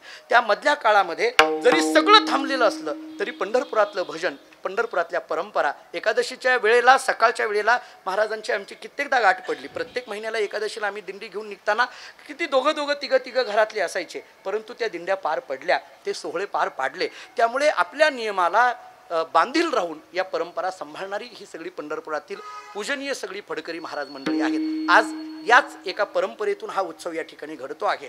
त्यामुळे मी अनेकदा बोलतो, आदरणीय कबीर महाराजांना माहीत आहे, मी अनेकदा बोलतो, आम्ही पंढरपुरातली ही जी आम्हाला, तुम्हाला खरं सांगू का, ही जी बाहेरगावची मंडळी आहेत त्यांना सांगतो, आम्हा पंढरपुरातल्या महाराज मंडळींना दुसरं जनगोत नाही, आम्हीच आमचं जनगोत आहोत. आम्हीच आमचं जनगोत आहोत. आमच्या प्रत्येकाच्या सुखदुःखामध्ये धावून येणारे आम्हीच मंडळी आहोत. आम्ही धावत येतो. कुणाचंही काही घडलं, एखादी दुःखाची घटना घडली तर धावत येणारी पंढरपुरातलीच मंडळी धावत येतात. एखादी त्याच्या घरात आनंदाची गोष्ट असली तरी त्याच्यामध्ये सहभागी होणारी ही पंढरपुरातलीच एकमेकाच्या जवळची मंडळी आहेत. त्यामुळे इतक्या मोठ्या परंपरा असताना सुद्धा त्या परंपरेमध्ये सुद्धा एक माणुसकीचं दर्शन या सगळ्यांमध्ये घडतं आणि त्याच एका परंपरेतून हा उत्सव या ठिकाणी संपन्न होतो आहे. खरं तर आज अनंत बापू इथं उपस्थित आहेत. माझ्या वडिलांचे आणि त्यांचे अतिशय 1975 पासूनचे संबंध मला आठवतंय की अतिशय प्रतिकूल काळामध्ये त्यांनी धामणगावला एक मोठा उत्सव केलेला होता. ही सगळी जुनी मंडळी खरं तर त्यांच्याकडे बघून आम्ही परमार्थामध्ये प्रवेश केला. अशी जुनी मंडळी आज या ठिकाणी उपस्थित आहेत. या सर्वांच्या चरणी नतमस्तक होतो. गुरुजींच्या संबंधाने किती जरी बोलत गेलो तरी आपल्याला बोलतच राहावं लागेल असं गुरुजींचं व्यक्तिमत्व असल्यामुळे गुरुजी नक्की कुठून तरी आमच्याकडे बघतायत याच भावना माझ्या अंतःकरणामध्ये आहेत. तो जो गुरुजींचा वाडा आहे त्या वाड्यामध्ये कुठून तरी गुरुजींची नजर आमच्याकडे अखंड पद्धतीने चालू आहे. मी अनेकदा सांगत असतो, एखादा लहान मुलगा बाजारामध्ये आईबरोबर गेला, 5 किलो साखर घेतलेली त्यांनी आईने पाहिली. दिवाळी करता लागणारी साखर त्या आईने घेतली. घरी आल्यानंतर त्या साखरेचे वेगवेगळे गोड पदार्थ केले. पण 2 दिवसानंतर त्या मुलांनी विचारलं, आई ती साखर कुठं आहे? पिशवीतही नाही आहे, डब्यातही नाही आहे, ती साखर कुठं आहे? आईने सगळे गोड पदार्थ त्याच्यासमोर मांडले आणि मुलाला सांगितलं, बाळ ती साखर डब्यात नाही, पिशवीत नाही, पण या सगळ्या पदार्थामध्ये विखुरलेले आहेत. तसं गुरुजी देहरूपाने जरी नसले तर या वाड्यातल्या प्रत्येक कणाकणामध्ये ते विखुरलेले आहेत. कुठून तरी ती गुरुजींची दृष्टी आमच्याकडे आहे. ही भावना आमच्या सगळ्यांच्या अंतःकरणात आहे आणि नक्की गुरुजींची ती कृपा आपल्या सगळ्यांवर होईल याच्यामध्ये तिळमात्र शंका नाही. पुन्हा एकदा ही सेवा गुरुजींच्या चरणी, आपल्या सर्वांच्या चरणी, या परंपरेच्या चरणी समर्पित करतो आणि याच ठिकाणी थांबतो. सांगा नामदास महाराज.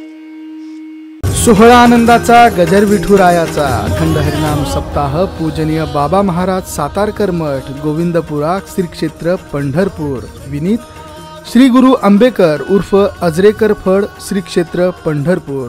प्रक्षेपण आपल्या आवडत्या गजर कीर्तनाचा या YouTube चॅनलवर.